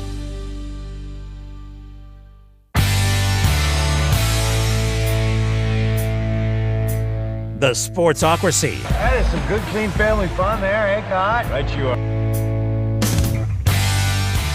It's ESPN Asheville back here in the Ingalls studio, the Sportsocracy. Don't forget to check us out at thesportsocracy.com. Click on that live video link, and the happy hour on Monday is where you're going to be able to see the entire 64-band bracket. We're trying to determine the most overrated bands of all time. And yes, we took everybody into account here. If you didn't get your band, the band that you really wanted mentioned they're probably there, and you'll get a chance to vote on it if I had a wager. Maybe. I mean, I saw Scott mention in the comments earlier that he had forgotten to throw out Godsmack, which he knew was going to be Godsmacked down by both of us. So we're both fans. Yeah, we're both. So I mean, we could probably find a place to get them in. There's at least one band that if I went back through it, I'd go, that's dumb. So, all right, we'll find a way to get them in. I don't think they're going to last very long. We're not going to get them in. I'm going to go ahead and say that. We already have at least two bands from Boston in on this, so we don't need another one. I do love that you say that like there is anything you could do to stop me. Not going to happen. I'm the one that makes the videos, so. It is decided. We have... Here. It is decided. I'm taking the gavel away from you. House of I've officially Reprehensibles. decided I'm taking the gavel away from you. It's going to live on my side of the desk. Why? You have the bell. Why you don't have I, a bell. Why don't I get the gavel? You have a bell. What happened to your bell? No, you have a bell. Yeah, but there are two. But I like the gavel. I know. That's why it has to. Be taken away from me. All right, so we've got the overrated bands competition. The bracket is going to be unveiled on Monday in the third hour. Then we figured we'd go ahead and we gave you the number 1 seeds in the first hour, so we're going to give you the number 2 seeds here. Remember, we have named each of the brackets after overrated singers. So in the Taylor Swift bracket, the number 2 seed, to go along with Kiss as the number 1 seed, is AC/DC.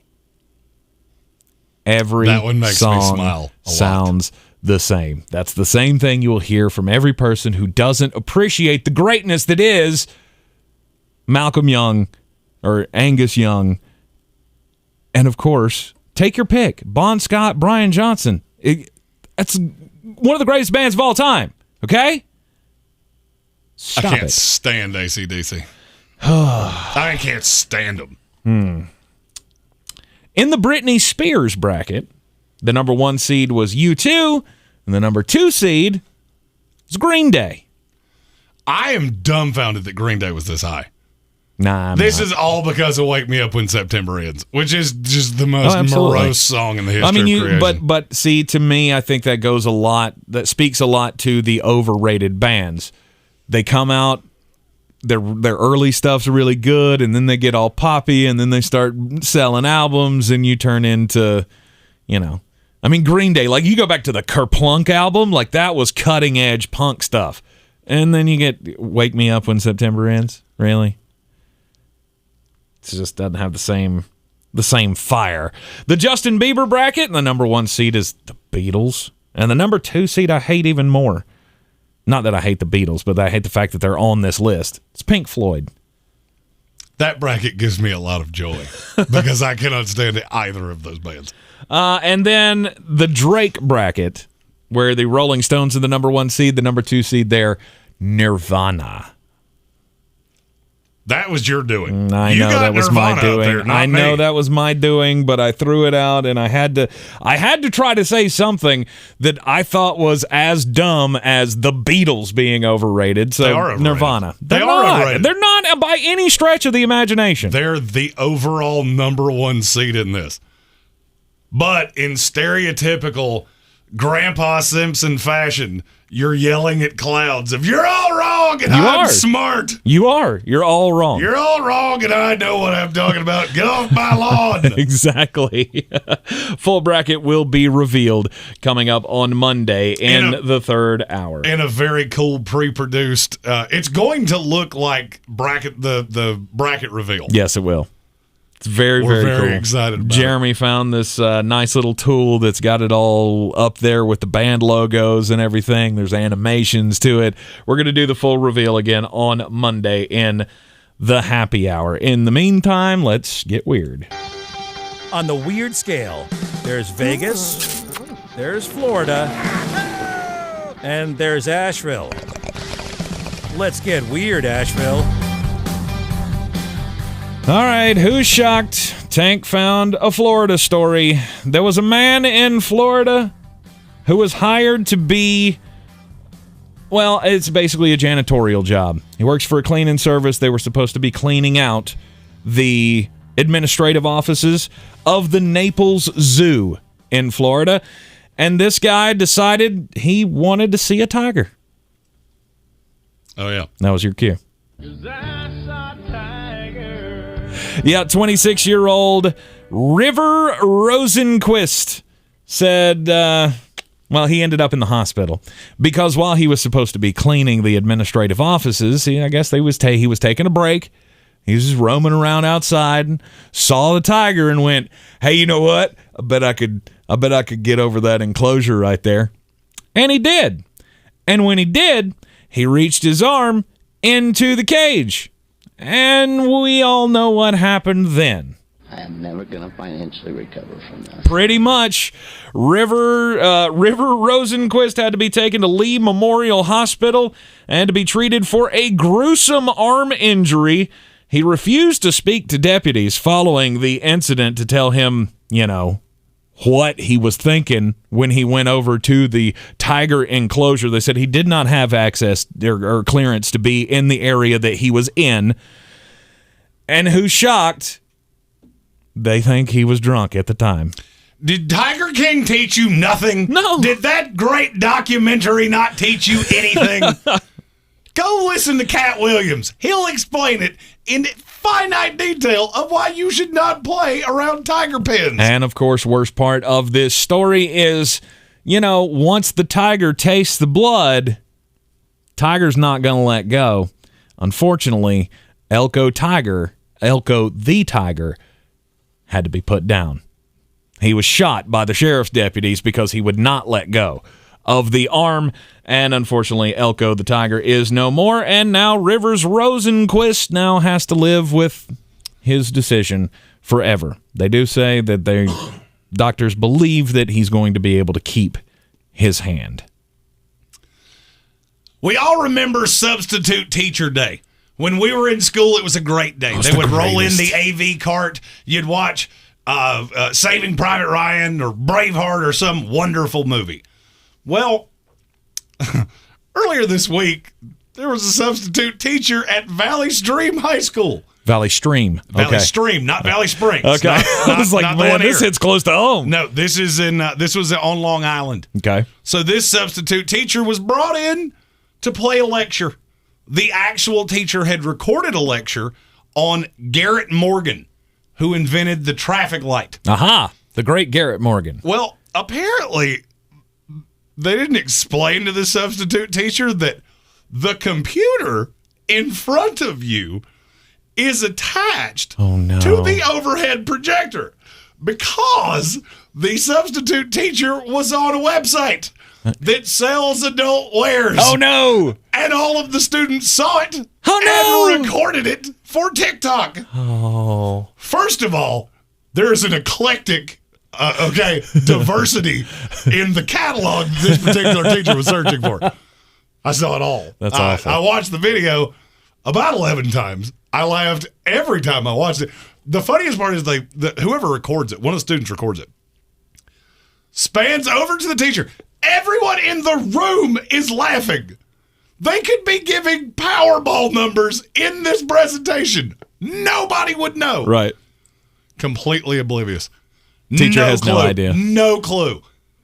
Absolutely no clue. Okay. First of all, there's just a lot to unpack here. Don't do weird things in public. Mm-hmm. All right. You have a computer at your house for these things. Don't be at work scrolling through. Well, especially if children are your job. Okay, yeah. That was going to be my second point. Maybe don't be on the pornography websites. while teaching the children. Right, you could shop for your accessories later. Won't someone please think of the children? But now I have to ask the question, male or female? Female. Okay. It's a female teacher. Now I have to ask age. Oh, 55 plus. Oh. Yeah. That's even worse. Yeah, 55 plus. I can't really tell from because it's quite a distance, but I can see what direction their head is facing. Yeah. I'll share the video on my Twitter at @TheFlostradamus on Twitter. You gotta be careful with some of those substitutes. We used to have a substitute in school that had a glass eye, and you never could tell just who she was looking at. Sometimes. Always had her eye on you. Scott will back me up. We had some fun times with her. Anyhow, yeah, when she took it out to clean it on the desk, that really threw us all for a loop. I need to see the nurse immediately. A scarred group of 7th graders we were. No doubt about it. Texas A&M, analytically speaking, has the number 1 recruiting class of all time. And I know that sounds like a big deal, and it is a big deal for Texas A&M, but it's not like, this is the first time this has happened. It just happened last year.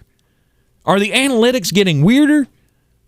Are the analytics getting worse? Or is this just how it is now? That every year we're going to have somebody with the best recruiting class ever? Well, the discrepancy between the haves and the have-nots got much greater. Mm-hmm. If you go down the recruiting rankings, the score of teams in the hundreds is much bleaker. Because now you can go to Texas A&M, and I got news for you. If Jimbo Fisher really wants to try to convince me that this has nothing to do with boosters, okay, you have more money than any program in college football. Mm-hmm. I can give you 40 examples of schools that started investing money well before the NIL thing ever happened. Weird how the results on the field tend to directly correspond with that. But right. I'm sure it has nothing to do with that. Right. Sure.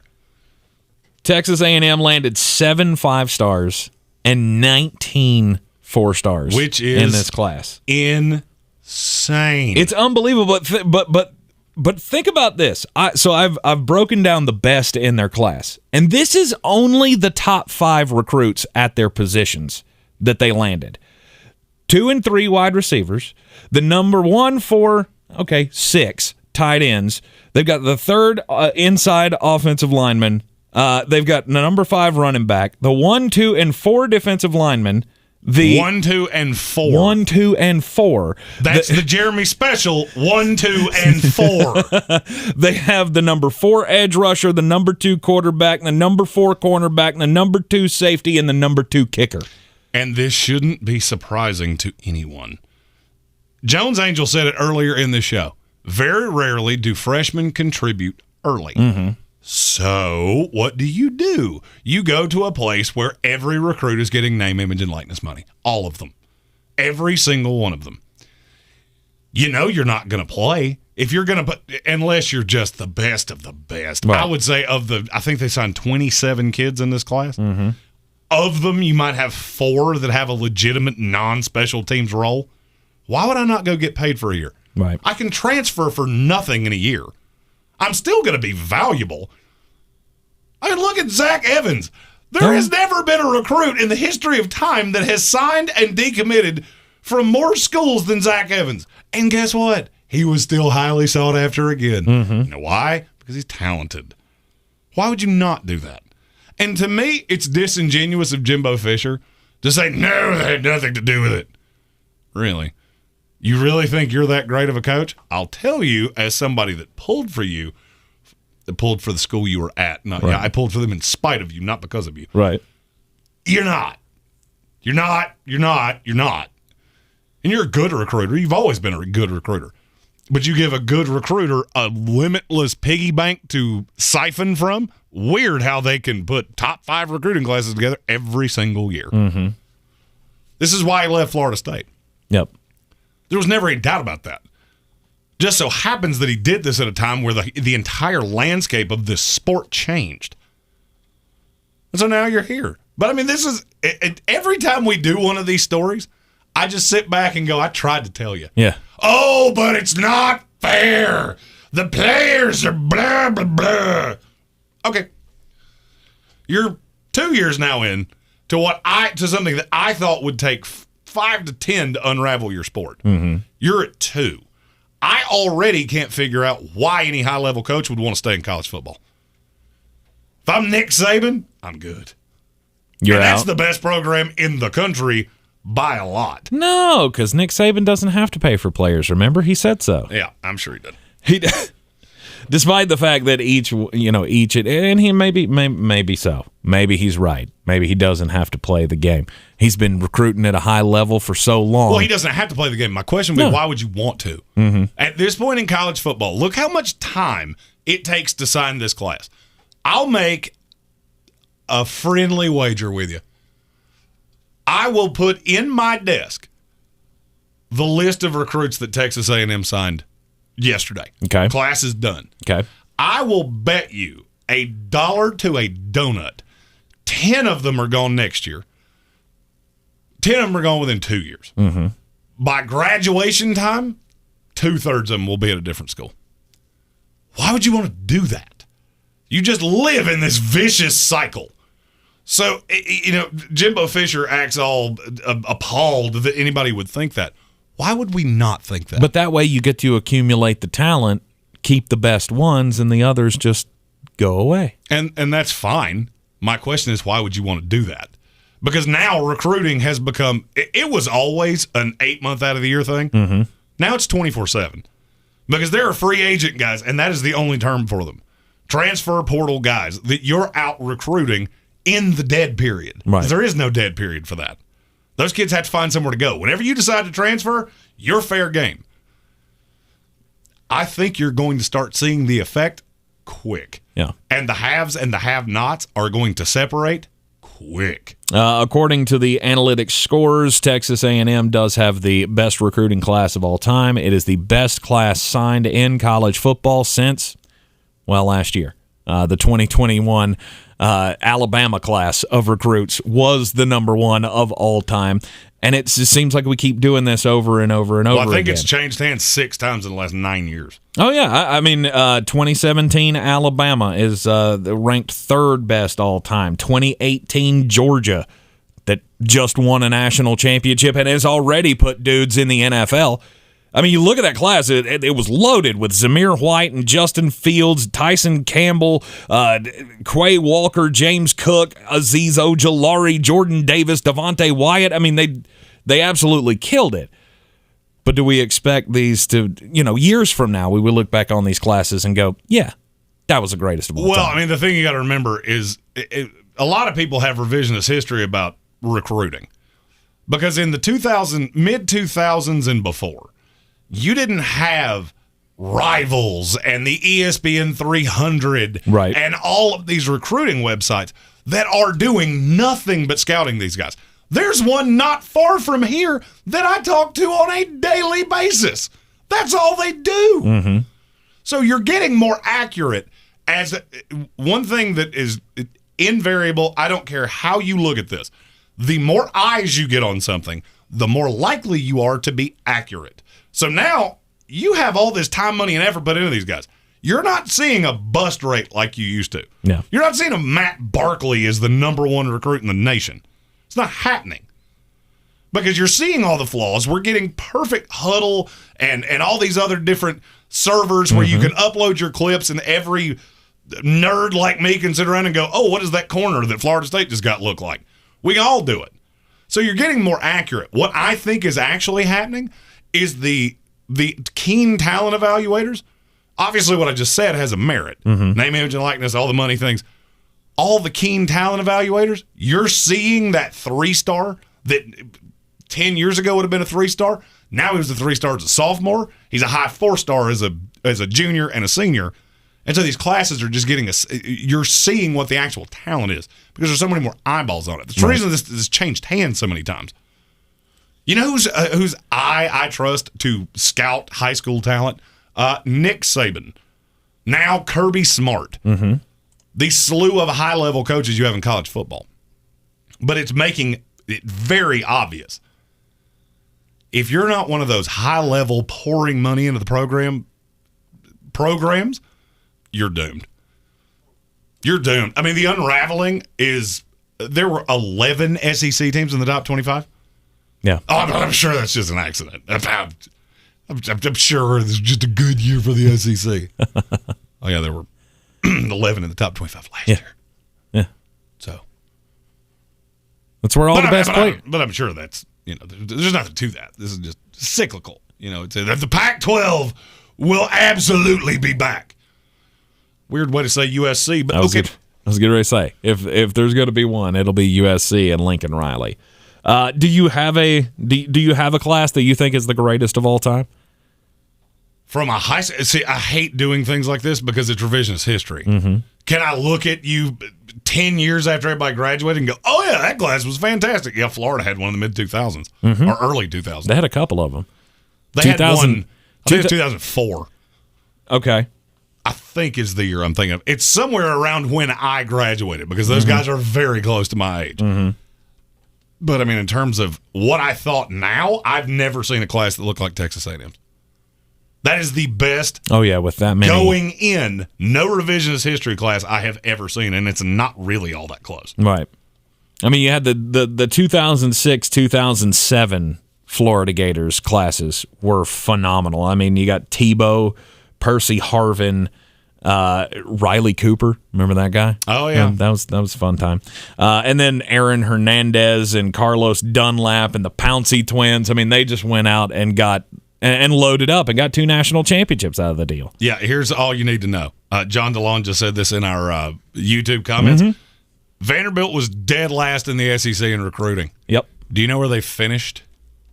You know where their overall class was ranked among FBS teams? 45. 31. No. They were dead last in the SEC. And they were the 31st best but class. Yeah, please keep telling me how other conferences football. are. Oh, the SEC just gets the coverage because it matters more in the South. No, they care more than your school does. Mm-hmm. They invest money in a way that your school doesn't. Vanderbilt outspends not a slew. They are private. But in terms of football spending, they spend more on football than many high-level programs. And most of them are in the American or the Mountain West because you don't have that kind of money. Mm-hmm. Their money makes them not even competitive. What do you think yours, which is less than theirs, is going to do when you play each other? Last night's Greene on Greene, it was not perfect. Look, okay, every once in a while you catch a bad beat. It's fine, you're going even. But 5 on it, on the other hand, that was a different story. How did you do last night? It's 4 now. Yeah, no big deal. That's what we're talking about. We picked the right games. We had an extra game because, I accidentally gave you a game that tipped off at 3:30, which I still, hand on all that matters to me, I did not see that score when I gave it out because I did that graphic at 10 o'clock in the morning. Tonight I got 3 for you. One of them I have not, or one of them that I already have given out. I got 50 on it. 226.5 is the over-under between the Phoenix Suns and the Atlanta Hawks. The Hawks are bad defensively. They're not much better at home than they are on the road. These are 2 high-level offensive teams.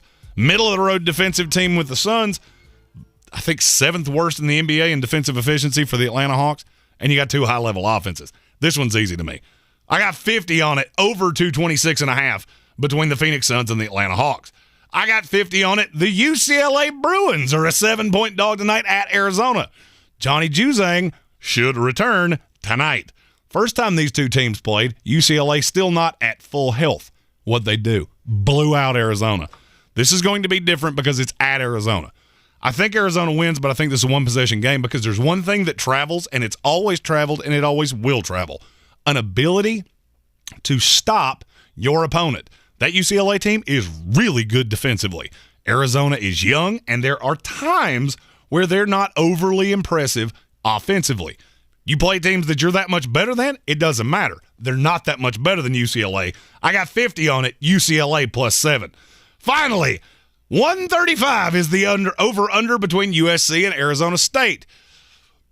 these are two of the worst offensive teams in the Pac-12. And when I say two of the worst, Arizona is the worst team in the Pac-12 offensively by 18 miles. Okay. USC is going to win this game, and I think they're going to win it convincingly. Arizona State, the wheels have come off of that program. I cannot for the life of me figure out why this over-under is so high, because if you take what both of these teams average, it would be under that. Yeah. These are both good defensive teams. Neither one's good offensively. Where is the surge in points supposed to come from? I got 25 on it, under 135 between USC and Arizona. In this little game, I started with $500 in my bankroll. Over the course of the year, I have built that to $578.44. You can take all of these wagers to betus.com. Use promo code SPORTSOCRACY. They will give you a 125% deposit match, which means if you put in $100, they will give you $125 that you can use on all of my picks in 5 on it and Green on Green. You're in the Sportsocracy here on ESPN Asheville. Coming up next, Jeremy's mad. This is your time saver traffic on the new ESPN Asheville. Traffic is slowing 240 westbound on the Captain Jeff Boyne Bridge. Smoky Park Highway incident-free. Patton Avenue no backups, and New Leicester Highway moving well. Hendersonville Road no problem. Sweeten Creek Road southbound is stop and go between the Blue Ridge Parkway and Mills Gap Road. On Cane Creek Road no backups. Charlotte Highway moving well. Checking the drive time from downtown Asheville to Asheville Regional Airport via 240 westbound and 26 eastbound. Drive time 19 minutes. I'm Lyndon Field with your time saver traffic. This report is sponsored by Mucinex 12 Hour. Mucinex Extended Release Bilayer tablets allow for immediate and extended release, relieving chest congestion for 12 hours. Plus, Mucinex is eligible for any leftover HSA FSA funds. Look for Mucinex, the #1 OTC brand doctors trust. Available at Target. If you suffer from chronic joint pain, don't assume that steroid shots, pain pills, and surgery are your only options. You can now get real, lasting, life-changing relief from QC Kinetics. QC Kinetics is the nation's leader in using biologic therapies to repair damaged tissue in your aching joints. This advanced, unique treatment protocol uses natural biologic agents, mostly from your own body. These powerful, highly concentrated growth factors are put directly into your affected joint, going to work to soothe the inflammation and restore damaged tissue. A truly regenerative treatment. Finally, a new, different, highly successful approach to dealing with joint pain. Is it time you got a second opinion? Call QC Kinetics now and wake up to a life without pain. Call QC Kinetics today at 828-333-9517. That's 828-333-9517. QC Kinetics. Heard you're buying a car. I brought my calculator. Dad, I already used Capital One Auto Navigator. I found my car online and got pre-qualified instantly, instead of all that. You know those things impact your credit score. Didn't impact my credit score, Dad. Now I'm going to the dealership for a test drive and to make the purchase. Sounds too easy. No, it's just easy. Capital One, what's in your wallet? Terms and conditions apply. Find out more at CapitalOne.com/autonavigator. Make this the winter of you with Audible. Listen to the best of what you love, from comedy to wellness to the latest bestsellers. Find it all at Audible, with audiobooks, exclusive originals, and popular podcasts. Start listening free when you sign up at audible.com. Got a party of 10 coming in. We need to flip those 2 tables. Leah's restaurant is fully booked night after night. Section 3 is still behind. She no longer has reservations about finally finding a hostess. Why doesn't 23 have menus? Oh, because they're in my hand. Indeed can help her hire great people fast. I need Indeed. Indeed you do. Instant Match instantly connects you with quality candidates whose resumes on Indeed match your sponsored job description. Visit Indeed.com/credit and get $75 towards your first sponsored job. Terms and conditions apply. Hey guys, I'm Ziggy, your local Philly girl, owner of Ziggy's Bakery and Deli. I've created a traditional northern deli with only the most authentic cheesesteaks outside of Philadelphia, served with provolone, white American, or Cheese Whiz. Our other classic deli sandwiches are made with the best quality meats and cheeses, available sliced by the pound. Join us for breakfast for house-made bagels with our custom cream cheeses. Or for something heartier, try a pork roll, egg and cheese, or house-cured lox. Ziggy's Bakery and Deli, in the corner of Asheville Commons, 1550 Henry Hendersonville Road, open 8 to 3, Tuesday through Saturday. Real estate isn't about properties, it's about people. I'm Clarissa Marshall with eXp Realty, your native realtor serving all of Western North Carolina. I will work hard for you, and I believe in doing the right thing every time. I market each of my listings to reach out-of-town buyers. I use a professional photographer and drone video on every single listing, as well as collaborate with agents across the country to find your buyer. Check me out online at clarissasellswnc.com or give me a call at 828-774-6343. It would be my pleasure to assist you through the real estate process. Dirty Turkish shark back flat. I'm as mad as hell, and I'm not gonna take this anymore. Shark back flat. Let the hate flow through you. Let me pose a hypothetical to you. Let's say you're a married individual and you went home tonight and said, you know what, I'm going to go to a bar, and if I don't find somebody that's more appealing to me, I'm going to come home and we're going to live happily ever after. How quickly do you think your spouse would slug you? Jim Harbaugh has done nothing for the last 6 days but tell recruits, tell parents, tell anybody that would listen that could possibly be on his staff, could be involved in his jump back to the NFL, that's exactly what he was doing, and he couldn't wait to do it. So spare me of your elation to be so happy to be coming back to Michigan. Basically what happened is you hit on the pretty girl, she threw a beer in your face, and you came home and went, I'm happy now. I understand. I'm happy where I am, and I'll be here forever. Just say what it is. Just say you didn't get the offer, it wasn't what you thought it was, and move on. I'm mad! The happy hour coming up next. Go to thesportsocracy.com, click on that live video link. We'll be back here on ESPN Asheville tomorrow in the Ingalls studio at 3. This is your Exergen Temporal Scanner weather forecast on ESPN Asheville. Flash flood watch up tonight through Friday morning for some 1.5 inch plus rain, especially up to the west of Asheville for tonight. The rain's coming up from the southwest, up from the Gulf of Mexico. That's a rich flow of air for us. Our low 49 degrees. Morning showers Friday, high 53. And then the cold stuff pours in Friday afternoon, Friday night. Thankfully, most of the precip out of here. Low Friday night, 20. I'm meteorologist Scott Lariamore. That's the latest Weather Channel forecast. This report is sponsored by Wendy's new hot and crispy fries. Right now at Wendy's, see why everyone is raving about their brand new fries. Natural cut, skin on with a hint of sea salt, and guaranteed to be hot and crispy or they'll replace them. You know, the way fries should be. Try Wendy's guaranteed hot and crispy fries today at participating U.S. Wendy's. This is your time saver traffic on the new ESPN Asheville. Traffic is slowing 240 westbound on the Captain Jeff Boyne Bridge. Smoky Park Highway, incident-free. Patton Avenue, no backups. Now, sometimes it don't always work for an injury, but practice makes it perfect. No backups. Charlotte Highway moving well. Checking the drive time from downtown Asheville to Asheville Regional Airport via 240 westbound and 26 eastbound. Drive time 19 minutes. I'm Lyndon Field with your time saver traffic. This report is sponsored by Allstate. Are you a safe driver? Are you looking to save money? With DriveWise from Allstate, the safer you drive, the more you can save. At Allstate, better protection costs a whole lot less. Visit allstate.com or call an agent for a quote today. From the Ingalls Studios, this is ESPN Asheville, WPEK, W225CJ Fairview, WMXF Waynesville, and iHeart radio station. Now, sometimes it don't always work for an injury, but practice makes it perfect.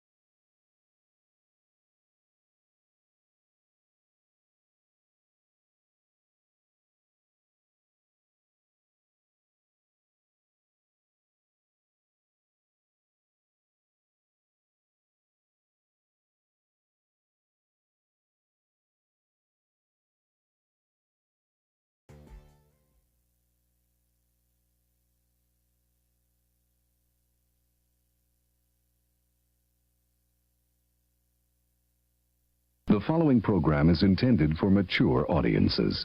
A democratic republic of sports. The Sportsocracy with ESPN Asheville hosts Tank Spencer and Jeremy Greene. And welcome into the Sportsocracy. It's happy hour here on a threadbare Thursday. Anything you want talked about, we will discuss. Jeremy Greene, Tank Spencer, welcome along to everybody. Whether you're a member of the House of Reprehensibles or not, be sure to share this out with your friends so they can get in on the chat as well. Make sure they subscribe to the channel, and you can hit that join button right next to the subscribe to join the House of Reprehensibles. Welcome all. This meeting is in session. Yep, that'll be the last time you do that because I'm taking that damn thing away from you.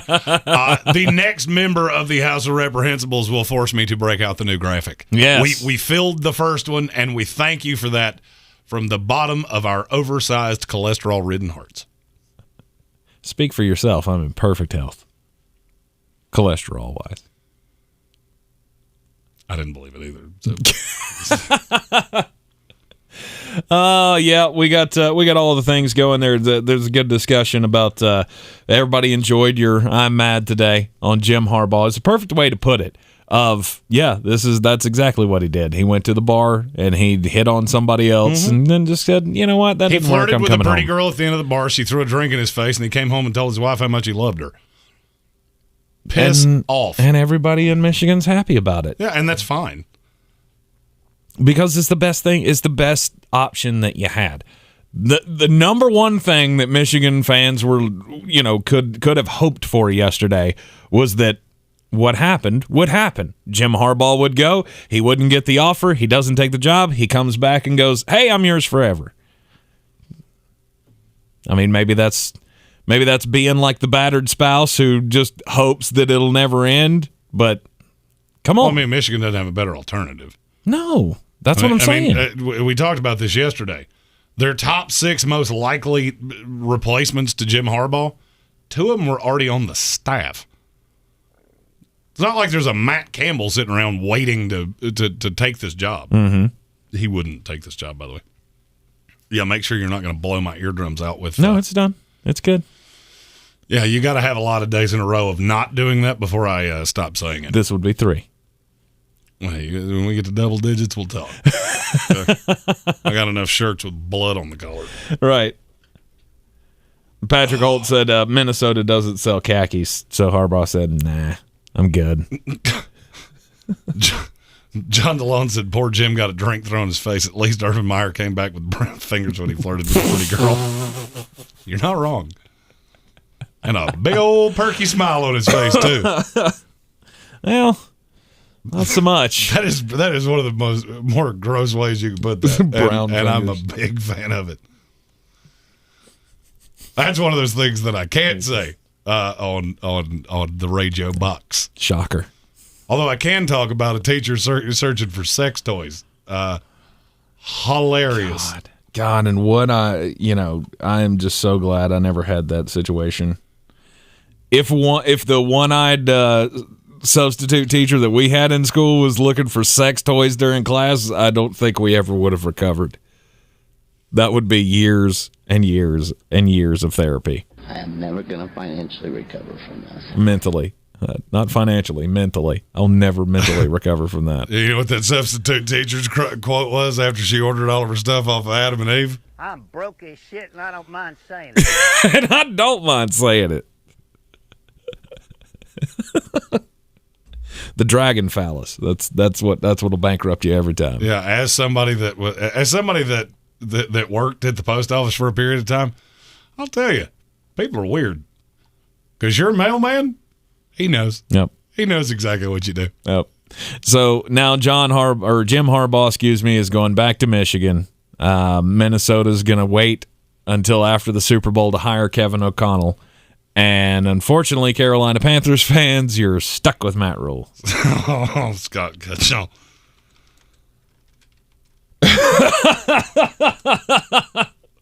I knew Scott would remember exactly who I'm talking about because every time we saw that woman, we were like, today's going to be a good day. Because if you never heard the Tom Segura bit about having a substitute teacher, that is spot on. She doesn't know. Yeah, she doesn't know. We can't wait. Oh, I'm going to see Bert Kreischer in a week. 2 weeks, and I can't wait. 2 weeks from tomorrow. That's going to be awesome. I'm still waiting to find my way into the building because you know me. I'm cheap as dirt. My wife bought the tickets. Good for her. Because she's awesome. Yeah. My wife asked me about it the other day. She was like, so you going to take me to see Bert Kreischer? We're going to see Bert Kreischer for Valentine's Day and Tom Segura for our anniversary. Oh, that's going to be awesome. T-da. Indeed. Huzzah. Shipped in discreet packaging. Adam Black said old Joe Exotic's resentencing didn't quite go as planned. No. Yeah, he went from, 28 years to 21. Mm-hmm. And you know who's to blame? Arrow fucking basket. Oh, you remember that time when we all thought he was getting out of prison? That was a fun day. Oh yeah. We did the watch on the radio show as well. Like, there's a limo outside the jail waiting to pick him up. Didn't happen. Oh yeah, there were people that were like, Donald Trump's gonna pardon him. There's a limo waiting outside. He was sitting in the jail with his bangs all perfectly permed. Nope. And he had to eat mashed potatoes that night. God, that is the weirdest story. Have you seen that? Have you seen the documentary on Doc Antle yet? No. That dude was weird. No, is it on Netflix? Yeah, and he's weird. Safwan bin Malik said it went from 22 years to 21. Oh, there it is. Well, here's the thing. And I mean, just I know I say this a lot, but you can't do crimes. And plotting to kill someone is a crime, no matter who asked you to do it. Mm-hmm. It doesn't matter that you got the Wish version of Bautista to do it. Oh, no, that's not. Oh, no. Wasn't he the guy? No. You're thinking the wrong guy. The Wish version of Bautista was his husband. Oh, that's right. Who now has teeth. Oh, does he? Yeah. Well, good for He's him. got a perfect set of chompers now. It's because Did Joe he get stopped those? knocking them out. I could not do it. I just couldn't. I could not do it. I tried my dadgumdest. Mm-hmm. Oh, this is gonna be fun. I always thought it was weird that his last name was Passage. Just, ugh. We need another documentary like that. All right, I need another set of weird people to make a documentary. Okay. Because I know they're out there. I mean, I'm sure there That's are. not the only set of kooky madookies out there. I need somebody else to get it. Okay, we got a camera. I'll film you ass. So documentary rankings for you go Wonderful Whites of West Virginia, Tiger King. Oh, no, Tiger King's one. Tiger King's Tiger one? King is the greatest documentary in the history of time. Really? Wild Wonderful Whites of West Virginia is 2. By the way, just so you know, that shake a pill bottle and say that's a West Virginia mating call, they didn't create that. Oh, that's a very popular saying around them hollers. Me and many people like me went, yeah, I've heard that before. That's not the first time I've heard that phrase. Oh, this is gone to a place.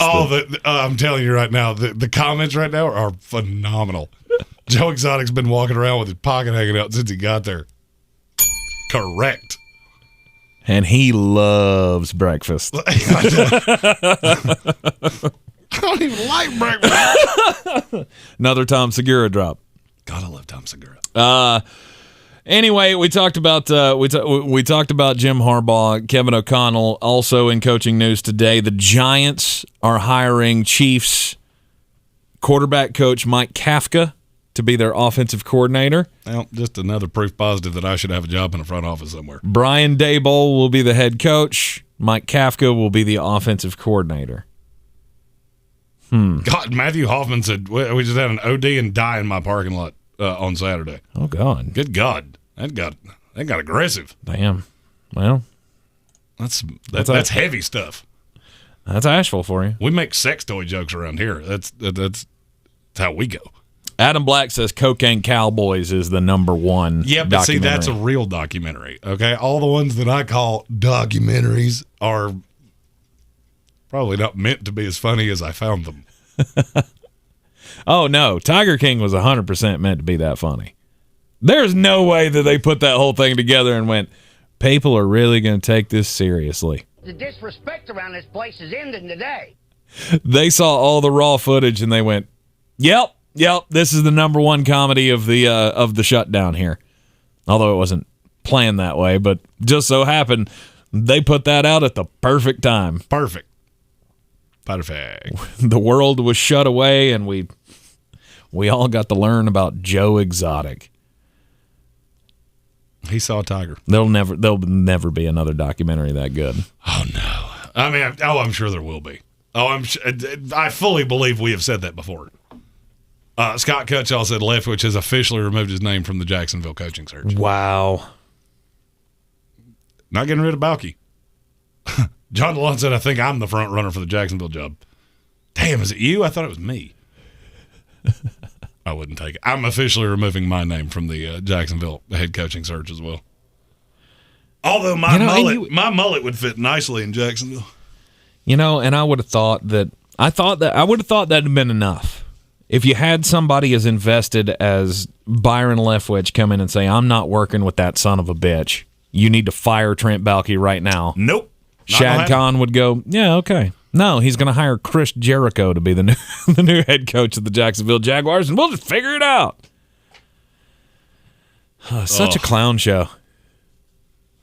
Oh yeah, I feel bad for the Jaguar fans that watch us. Mm-hmm. I assume literally, if you ever want a fun just walk down memory lane, go through the comments from Jaguars fans on the videos we put out about them. There's some mind-boggling stuff that is posted in there. Yeah. You know what they should do? They should go after Phillip Rivers. They should go after Phillip Rivers because he's not going to pull out. Phillip Rivers couldn't pull out of a driveway. Let's say same thing to you that I say to my wife. That was funnier than you let on. No. Oh, come on. Oh, I hadn't hit this button in forever. No. All right, Mr. Smarty Pants. Still the most underrated movie character of all time.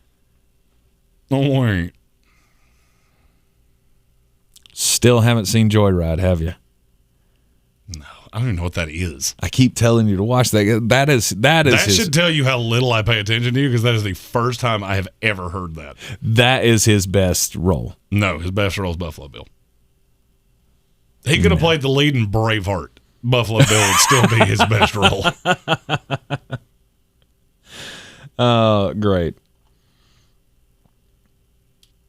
So what does Jacksonville do now? Cry? A lot? I don't know. I don't know what the alternative is. I mean, look, I'm a mulleted man, and even I'm saying I don't. No, Jacksonville. Mm-hmm. No, thank you. Good Lord. So they still have two guys that they've talked to that are quote-unquote interested. Vic Fangio's one of them. This is Doug Peterson and Rich Bisaccia. And Vic Fangio. They have also talked to Vic Fangio. Okay. God. Which I mean, it's just going to be disgusting. They're just destined. They're destined to be here forever. Just in the dregs of the league.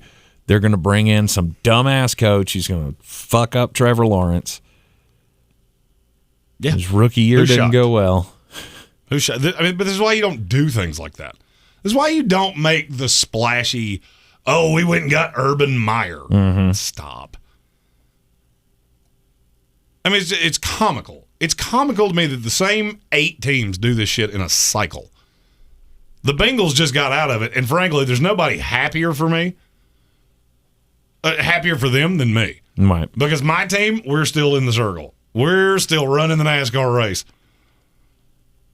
Just clown show after clown show after clown show. Mm-hmm. Speaking of, big race coming up this weekend. I'm definitely going to have to check that out on Sunday. It's the race at the Coliseum. Yeah. And you don't even care, do you? I mean, admit it. You're going to watch it. You'll watch a little bit of it. On Sunday, I will be doing a 7-round mock draft in my underoos. Because Because I'll be using the Senior Bowl to refigure my 7-rounders so we can put those out next week. Okay. Vic says it's going to be Arn Anderson. Why not? Turn it over to somebody. You got to at some point. I'm dumbfounded by how long teams are waiting to hire a coach. I can't remember the last time I saw a team hire a coach after the Super Bowl. Mm-hmm. And you're going to have at least one because Minnesota can't hire O'Connell until the Super Bowl's over. Right. So, I mean, you got to think about that. They'll be the middle of February before they even hire the coach with a new GM. Putting all of the staff in place, that's an interesting strategy to me. I don't know what the thought process could be there. What are you going to get after it's all said and done? I mean, if you're not going after one of these, if Raheem Morris isn't one of your candidates, why are you waiting so long? Because Kevin O'Connell is. I mean, Kevin O'Connell is I would say, a drastically better candidate than Raheem Morris. Mm-hmm. I get waiting. To be really honest with you, I'm shocked it's taken teams this long to figure this out. This has always been the argument of why Eric Bieniemy hadn't gotten a job. Mm-hmm. Because, we have to wait until, well, there's the thing. That just got shot in the ass.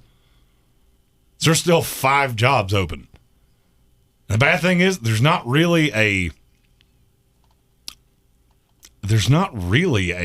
clear-cut favorite for any of them. No. Houston might hire me by the time this is all said and done. It's not going to be Josh McCown. I mean, I would have to say I think he's the front runner at this point. I would say so. I would say he's got to be the only person that would take that job. Well, I mean, when you hire a coach specifically to fire them, then yeah. That goes back to a conversation we had yesterday about this deal with Flores. Everybody's so dumbfounded that an owner would offer to pay these guys to lose. Really? That really shocks you? Yeah. 2 days later, I'm still dumbfounded by the premise that, I mean, I'm not going to say I could have called that, but if you had asked me, I would have gone, wouldn't surprise me in the fucking least. Because I've always been just dumbfounded by how coaches that are not that don't have the resume to get the stink off of them, I've always been dumbfounded by why would you take these jobs? Right now, the Houston Texans are a perfect example. Josh McCown. I would wager Josh McCown probably never thought he was going to be an NFL head coach. Probably so. Safwan bin Malik said, I think the Josh McCown thing would look really bad being hired over Flores, not after what Flores just did. No. Flores ain't getting a job. And I got news for you. I told you this from the jump. Brian Flores didn't want that job. He also didn't want the Saints job. That's one of the things that, we can talk about this on this show without, fear of being misunderstood. One of the things that people really need to understand, just because you're not who gets hired does not mean that you weren't offered the job. Mm-hmm. There are a slew of jobs that I could tell you that there are people that were offered the job and they said no. Yeah. Eric Bieniemy's been offered a head coaching job. He said no. It was with the Houston Texans last year because he didn't want it. Mm-hmm. He didn't want it. You passed over me the first time. Deshaun got pissed. Now you interview me. They tried to smooth that over. It didn't work. So, I mean, in terms of hiring him over Flores, I'll be honest with you. Flores never had any intention of taking that job, and I've been told that by more than one person that knows the dude personally. Mm-hmm. He never had an interest in that. Josh McDaniels had no interest in that. He wanted the Giants job. And he got super excited when Bill texted him and said, you're their guy. And that's so stupid. Does Bill Belichick make decisions for the New York Giants? I've wanted to say this for 3 damn days. No, but he's so damn connected that he heard it and he was going to pass it along to his guy, and he passed it along to the wrong damn guy. That didn't answer my question. Does Bill Belichick make decisions for the New York Giants? No. No. Then what the fuck does it matter what he said? Well, I cannot for the life. I would. Somebody because he thinks that builds his case. In what way? Because somebody not affiliated with his organization said you had gotten it. Mm-hmm. What? What does that have to do with shit? It's the fact that Bill told him that they had already decided to hire Daboll. Well, his interview was the next day.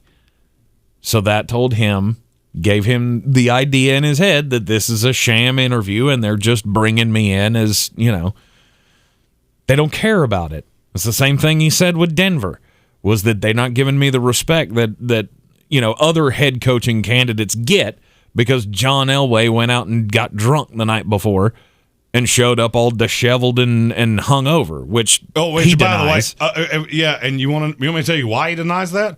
Because he flew a fucking red-eye the night before. You ever flown on one of those? No. Have you ever flown on a red-eye? Hell no. It's not super pleasant.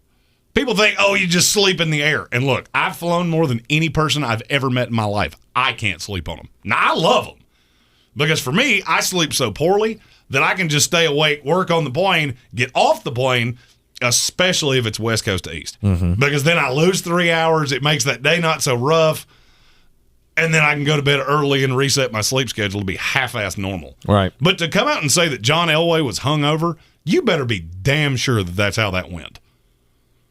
And I'm just go ahead and tell you, I've had a lot of meetings at 8 o'clock in the morning coming off a red eye, and I probably didn't ever look fancy free. Right. Let's put it that way. Right. Because that is a taxing ass thing to do. Mm-hmm. And that was, by the way, that was Elway's explanation of it. Yeah. You gave me one time, it was 7:30 in the morning, and I had to take a red eye to get to you. Makes sense to me. Right. But now, in terms of him getting another job, I will tell you right now, and I promise you this is the case. I have absolutely no way to back this up, but I promise you this is the case. If he wanted the Texans job, he'd have gotten it. Mm-hmm. Straight up. If he wanted that job, he would have gotten it. Yeah. I don't think they're holding out for, we really have to weigh Brian Flores or Josh McCown. No. Right now, Houston's doing what they have to. And secret time, Saflin said it would be, or I think it was Saflin, that optically it would look bad to hire Josh McCown. Mm-hmm. It wouldn't inside circles because none of us can figure out who in the hell would take that job. You just fired a guy that did a pretty admirable job with one of the worst rosters I've ever seen. You've still got a guy in the front office that was following around players, and you got a GM that nobody believes in. Mm-hmm. Nick Caseria, you talk about a guy whose value has typhooned, that's one of them. So, nobody wants the job. Mm-hmm. There's no optic to that. Now, I will say, one thing that I thought about yesterday, the 4 finalists for Minnesota were Raheem Morris, Patrick Graham, mm-hmm. Kevin O'Connell, and Jim Harbaugh. Mm-hmm. First 2 are African-American, the second 2 are white. Yep. Well, as soon as Harbaugh left, they hired Kevin O'Connell. Mm-hmm. That, I thought, would get some traction. I have not heard one person say that all day. Because everybody's still trying to unpack the lawsuit and what this means and what's the next step and all of this. Like, look, I don't have any faith in this process going anywhere, and I don't know why Brian Flores does. If there is something at the root of this, the NFL is going to do everything they can to keep it from going a step further. They've done that with everything else. Think about what I'm going to say. The FBI pulled email servers from an entire football team. Mm-hmm. The only thing that has leaked in 4 months was on a coach. Mm-hmm. Really? You think there's some smoking gun here that these guys have overlooked? Because I don't. Yeah. Whether it happened or not, I don't know. The reason we haven't talked about it is I have a rule. I don't ever want to try to get in someone's head. I'm not going to put thoughts in your head. I don't know what you're thinking. No. Trust me, I think that on a daily basis with things people say out loud. I think if I knew what people were thinking, I would probably never leave my house. Right. So, I have no idea. I just don't know where exactly you think this is going to go. Mm-hmm. He wants rule changes. The lawsuit lays all that out. The other thing I will say... He wants a quota. That's what he wants. Oh, there's already one of those. You can't force a team to hire anybody. I hate to break that to anybody. You can't force anybody to hire somebody. But that's the solution that they're seeking. Well, you're not going to get that. No, they're not going to get that. Sorry. Like, if that's what you're after, right? Then I don't know what to tell you. I mean, he's treating this like a first of all, it like doesn't a union work organization. Well, first of all, it doesn't work that way. Of course not. Because these are 32 independent franchises. Mm-hmm. So you're not going to. That's not how this. And I don't really know how to voice that any other way. But to me, and maybe I'm reading it wrong, but to me that seems to be what they want. They want the end-all, be-all to be, okay, we're going to set aside X amount of jobs every year have to be, held by a minority. We want at least 5 head coaching jobs every year. And that's not how it works. No, you can't do that. Yeah, that's not how it works. And what goes on behind closed doors, I have no idea. Mm-hmm. I have absolutely no idea. And I don't claim to. No. I just don't know where exactly this is supposed to go. John because DeLong, I'm telling you right now, it's going to come out that he was absolutely Seacrest out on Houston. Mm-hmm. I'm actually shocked it hadn't come out yet. John DeLong says he thinks Flores might get the Jacksonville or the New Orleans job if he drops the lawsuit. No shot. Mm-mm. No shot. I'm telling you right now, I've covered this league for several years now, covered the draft for many more than that. I have never seen somebody fight the NFL and win. Mm-hmm. Never. And I'm not saying you shouldn't. You're entitled to do whatever you want to. I mean, you could fight the NFL and settle. I mean, John Gruden's already proved that. But you ain't going to change the rules through a lawsuit. But again, it's not there have been rules changed because of things like this. What I don't understand is what is supposed to be the final solution. Like, what are you trying to get to? You got 32 teams here, and you're telling me now you're going to force them to hire somebody that they may or may not want to? Yeah. And think about how that's going to go down. So think about years from now if they did that. If there was a quota system. Well, there's no something. point in even putting that out there. That's like saying what happened if Skittles fell from the sky. Right, but because you have 32 independent businesses, right, you can't do that. Right, but follow me down the path here because I'm trying to explain it to people who believe that this is a good idea. Because nobody thinks that's a good idea. I fully believe that nobody thinks that's how this is going to go. Yeah, and maybe just maybe I'm being naive to what people could possibly think. Mm-hmm.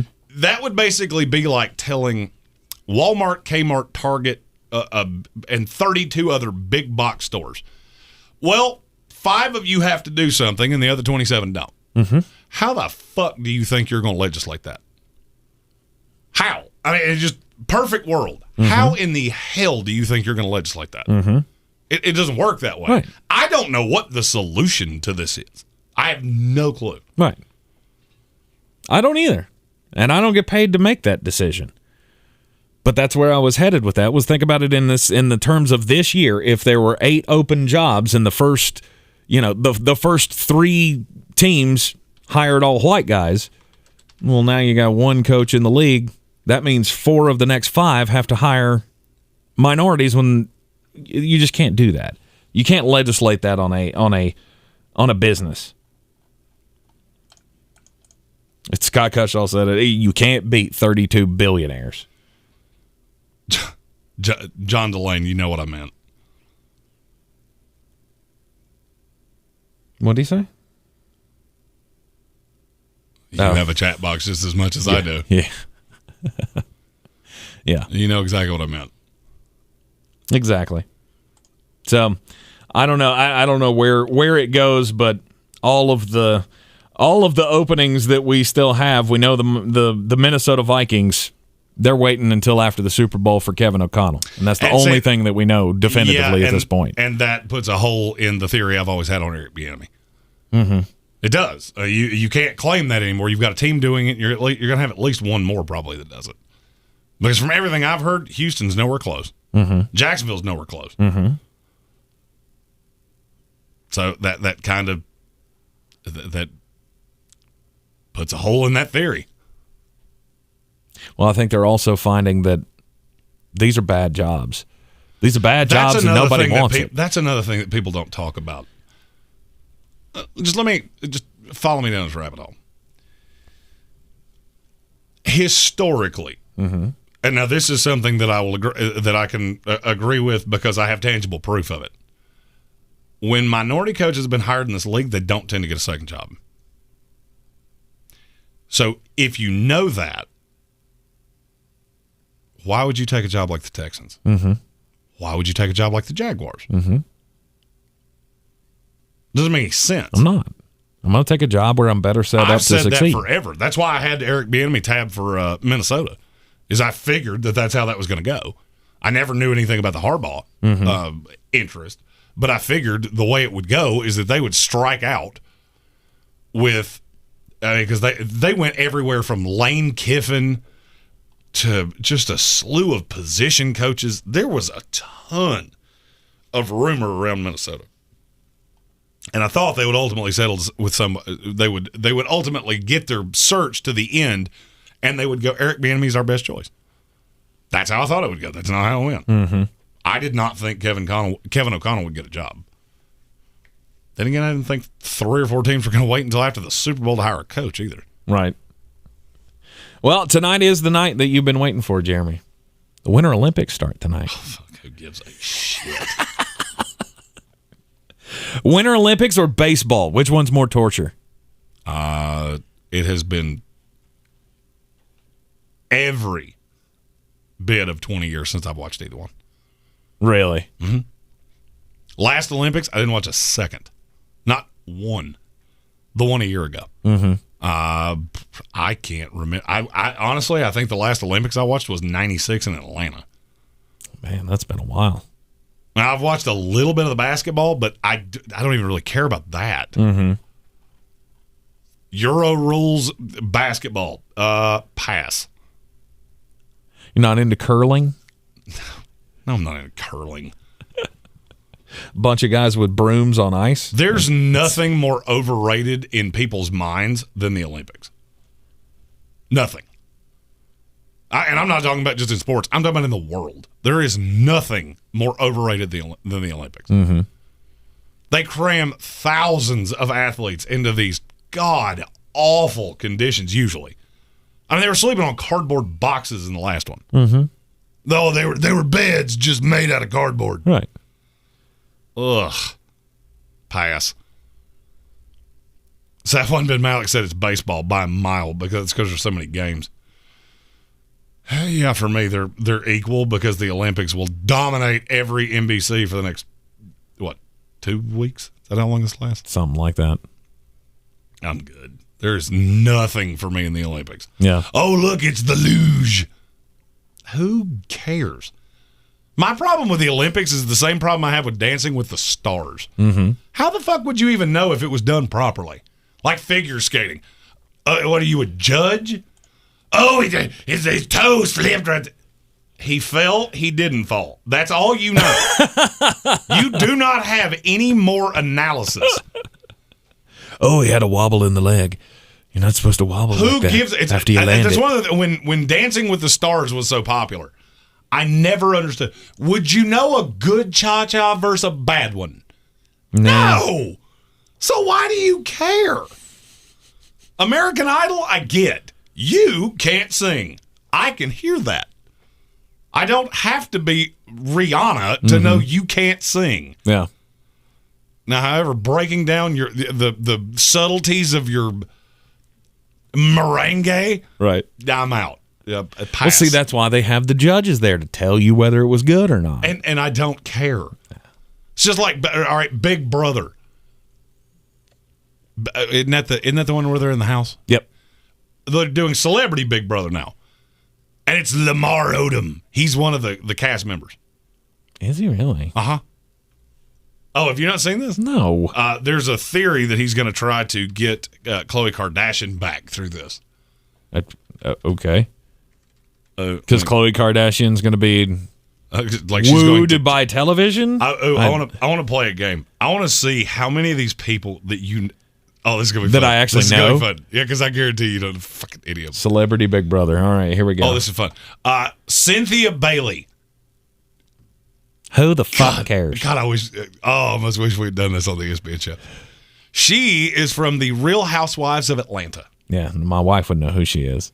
My wife called me earlier today, and she goes, Tiki Barber is now on one of these housewives shows. Don't you think that's funny? And I went, Why is that funny?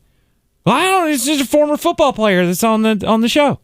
Like, okay, well, he lives in New Jersey with his wife. I mean, they're rich people. Why would that be funny? Anyway, continue. The next one is Carson Kressley. Never heard of her. It's a guy. Oh, excuse me. Sorry, Carson. He's a judge on RuPaul's Drag Race. Aha! This one, if you don't know this one, we're gonna have a problem. Misha Tate. Misha Tate. She was on some show I used to watch, right? No, I mean technically. Misha Tate. Well, this is the one I thought you were gonna get. So this name sounds familiar, but it should because she's a former UFC champion. What? Well, this is gonna be over. However many names I say. Clue. Lamar Odom. I know that one. Yeah, that one's not one of them. Teddy Mellencamp. Is that John Cougar's son? This is Teddy Mellencamp is a woman. Oh. Okay, so through 4 of these, you've missed the gender of 2 of them. Real Housewives of Beverly Hills. Shanna Moakler. So she was married to John Cougar Mellencamp? No. Shanna Moakler. Nope. She's a reality TV star, but it doesn't tell me what show she was on. Oh, you might have a shot at this one. Chris Kattan. Oh, yeah, from Saturday Night Live. There you go. Yeah, the Monkey Boy. Yeah, and Not at the Roxbury and a few others. Yeah. Mireille Nagasu. Definitely not. Figure skater. Todrick Hall. Nope. Singer, songwriter, choreographer. Mm-hmm. You should know. You should know this one, but I'm not positive that you're going to. Okay. Todd Bridges. Nope. He was on Different Strokes. You would know Todd Bridges if you saw him. Now I got to Google him. And finally, Chris Kirkpatrick. This is another one that I thought you had a shot at. Oh, yeah. Todd Bridges. Yeah. Wasn't he on like Celebrity Rehab a while back? Yeah, he's been on every reality show that involves celebrities. Chris Kirkpatrick. Mm-hmm. This is another one that I thought you had a shot at, but I don't know that you would know his face, not his name. Yeah.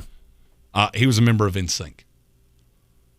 See, here's my... You want to know why I don't watch reality shows? Right. Because you consider those people to be celebrities. Yeah. All right, that's not... So that's used to be a celebrity Big Brother. That's kind of maybe half-ass a celebrity Big Brother. Oh, he's the one with the hair. Yeah, with the hair. With the dreadlocks. Yeah. Not my favorite. I was always a Justin fan. It was Justin and the fat one. That's all we had. It's funny. That's what people say about this show. It's Jeremy and the fat one. You know what? You lobbed it out there. I did. And I did. Chris Kirkpatrick. Yeah, no. See, this is why. Like I'm fat too. I'm fully well aware of that before anybody else points that out. The reality show thing, it went out the window for me after 2 seasons of Survivor. And that was when I was in high school. Yeah, that was before Elizabeth Hasselbeck did it. Yep. I didn't even know she was on Survivor until 2 days ago when Jeremy told me. He was like, yeah, she came from Survivor. And I was like, what, she did like Celebrity Survivor? Safwan bin Malik said, I didn't know a single one of those either in his defense besides Misha Tate. Yeah. I'm a little dumbfounded that he hosts a sports talk show and he didn't know who Misha Tate was. See, now I got to look her up. Michael Whiteside said you would have been a bigger celebrity than a couple of those because you were in heavyweights once. It's true. You were the bare-ass kid in heavyweights. It's true. I was the bare-ass kid in heavyweights. It's the first instance of child pornography that Disney ever put out. I don't remember her at all. I don't know that I've ever seen her fight. Misha Tate? Yeah. Scott Cutchall said pot calling kettle there. I'm aware. That's why I said it. 100%. I'm trying to see like when was her last fight, because you have to remember I didn't really even get into MMA until a year ago. Well, she just fought about 3 months. It might have been a month ago. I think it was 3 weeks ago. Was it that recently? No. Eddie Fox and I both have the same predilection to go a couple weeks ago. November 20th. 6 months ago. November 20th was her last fight. And it was on a fight night, which I don't ever watch those because those, I mean. Yeah, but it was the headliner on fight night. Yeah, but I don't ever watch those because most of them I don't even know who the hell these people are. Like I want to see the big names. I want to see the Francis Ngannous, the Kamaru Usmans. I want to see those guys fight. I'm reasonably sure that M85 just found out you were the naked kid in heavyweights. Oh wow, nice. Yeah, that was me. That's why the open of the show says I played a soccer goalie opposite Ben Stiller. Yep. It was 1995. Heavyweights. He was the bare-ass kid in heavyweights. That's what our open should say. One of them was the bare-ass kid in heavyweights. The other one got the piss beat out of him by Steph Curry. She had a big rivalry with Ronda Rousey, Michael Whiteside said. Yeah.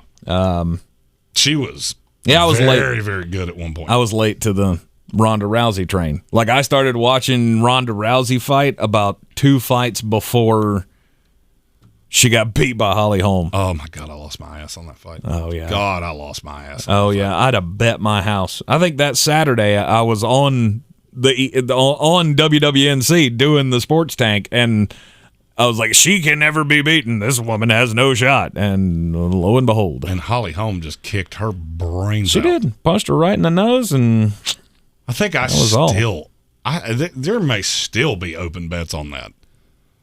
I just went into hiding. Like, good God. Right. I'm gonna have to sell fucking plasma to pay this off. Yeah, no. So celebrity shows like that, I don't really get into.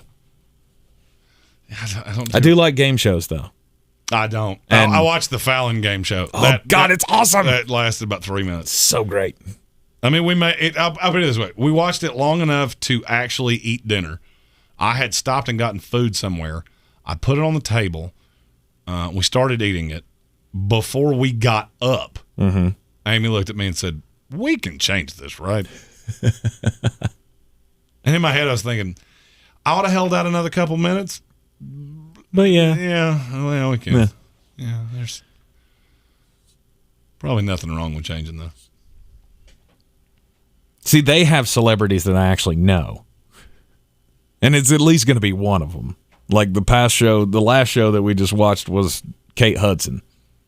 And I had no idea that Oliver Hudson was her brother. Is Kate Hudson still famous? She's almost famous.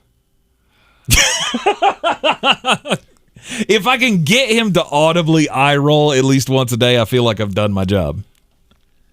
Is Kate Hudson still technically famous? Of course she is. She hadn't done a movie in like 10 years. Nobody cares. She's smoking hot. And she's a damn good singer. Smoking hot. I'm not sure that I would have gone there. Stop that. That's as bad as your Beatles take. No. Yeah. M85 said the food TV game shows. The Guy Fieri supermarket game. Yeah, I've never watched that. Oh, that's phenomenal.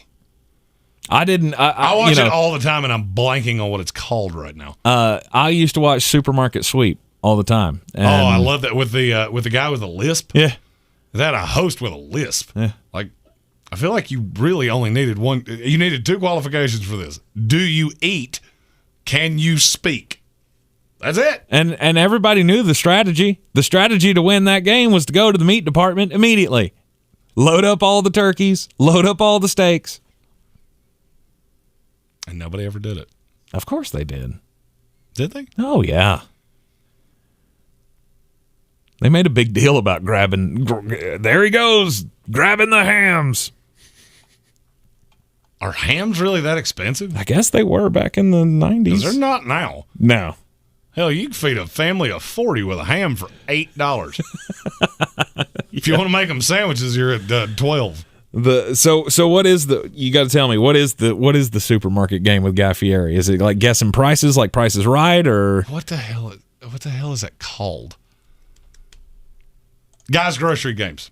Okay. Yep. And is it like a Price is Right kind of a deal, or no? That's a cooking show game. So there's there's Guy's Grocery Store, and you have to go through there, and like some of the games, there's one game that you have to use one ingredient with every letter from A to M. But you can only use one ingredient from A to M. Uh-huh. And there's just a whole bunch of different things. I like cooking shows. You know why? Because I'm a fat shit. That's why. Because people make things that look delicious. Okay. All right, so I'm reading some of the challenges that are on here. So like 1, 2, 3, chefs must prepare a specified ingredient in 2 different ways. Oh yeah, and may shop on only 3 aisles. Or they force you to use some gross ingredient. And every time I watch that show, I shit you not, I think, Tank would eat that anyway. Oh, 100%. Like, you have to make chicken and waffles, and your mystery ingredient is Spam. What? No. Yeah, you put little Spam chunks in the waffle. Yeah. It's kind of like chicken cordon bleu. You put a little bit of cheese in there. It's like chicken cordon bleu chunks is what it sounds like.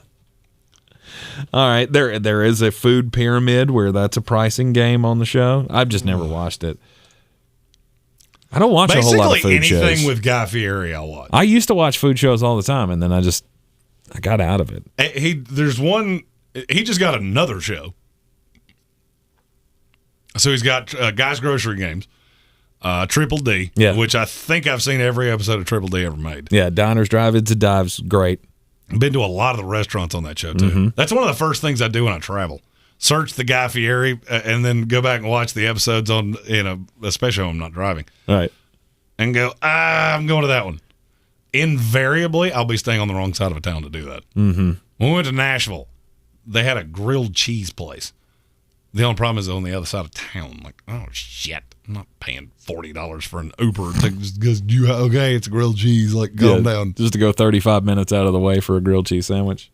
I can get that. I mean, don't get me wrong. A good grilled cheese, worth a lot. All right. I had some of the best. I ate literally Nashville hot chicken, I think, every freaking time. I mean, it's hot chicken there. But as you should. I ate that damn near every meal while we were there 4 or 5 days. Mm-hmm. I mean, it's like going to Memphis and not going to every barbecue restaurant. That's just one of the things you do. I just drink in Memphis. Every time I've ever been to Memphis, I've wound up hammered. Mm-hmm. I can say that about a lot of towns. God. Including, but not limited to, this one. Guy Fieri is Sammy Hagar's twin. Chance of a lifetime. That's what the new show's called.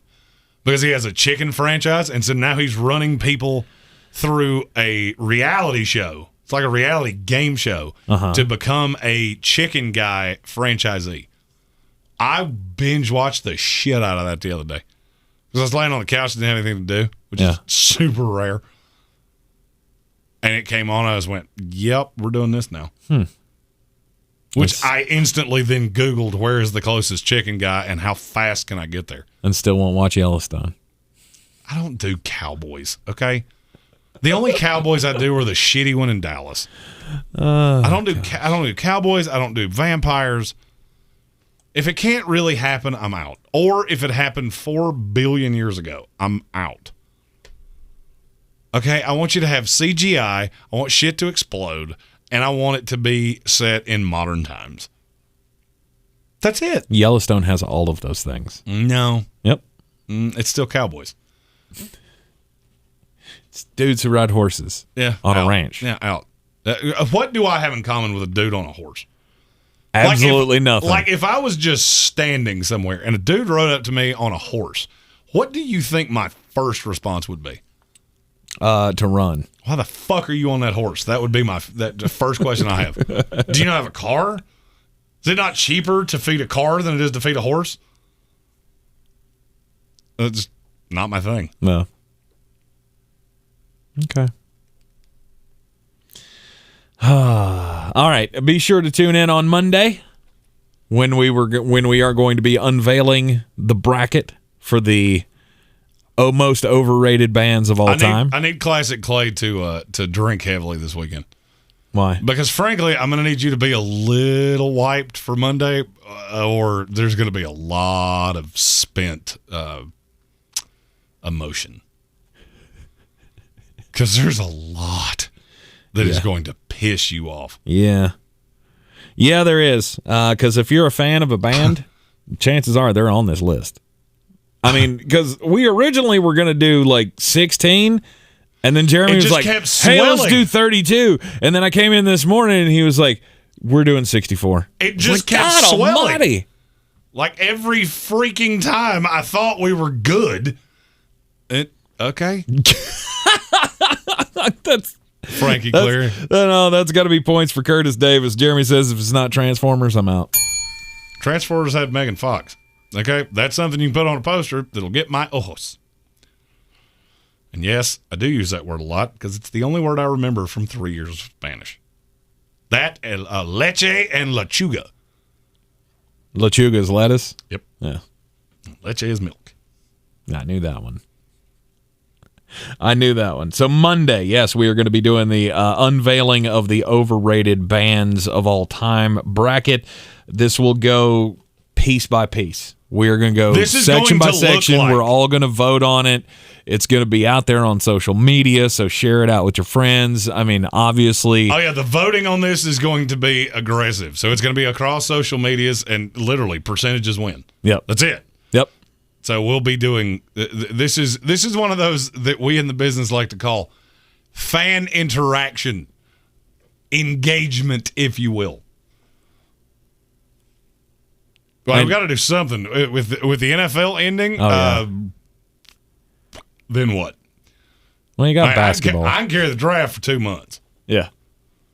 Then you got basketball, but then the end of April rolls around, and you're like, okay, today on the show, Jeremy takes a nap. And then it just becomes Jeremy's derision because baseball is the only thing happening. And I still refuse to talk about it. Right. It's hell doing my job. Yeah. You talk about shit, I'll take 3 weeks off. Hell, I'm getting married in May. So. Mm-hmm. I mean, I'm certainly going to take some time. Hell, you can turn this into a baseball show. I don't care. I'll be in Aruba. Aruba? I don't know where we're going. I was going to say, what the...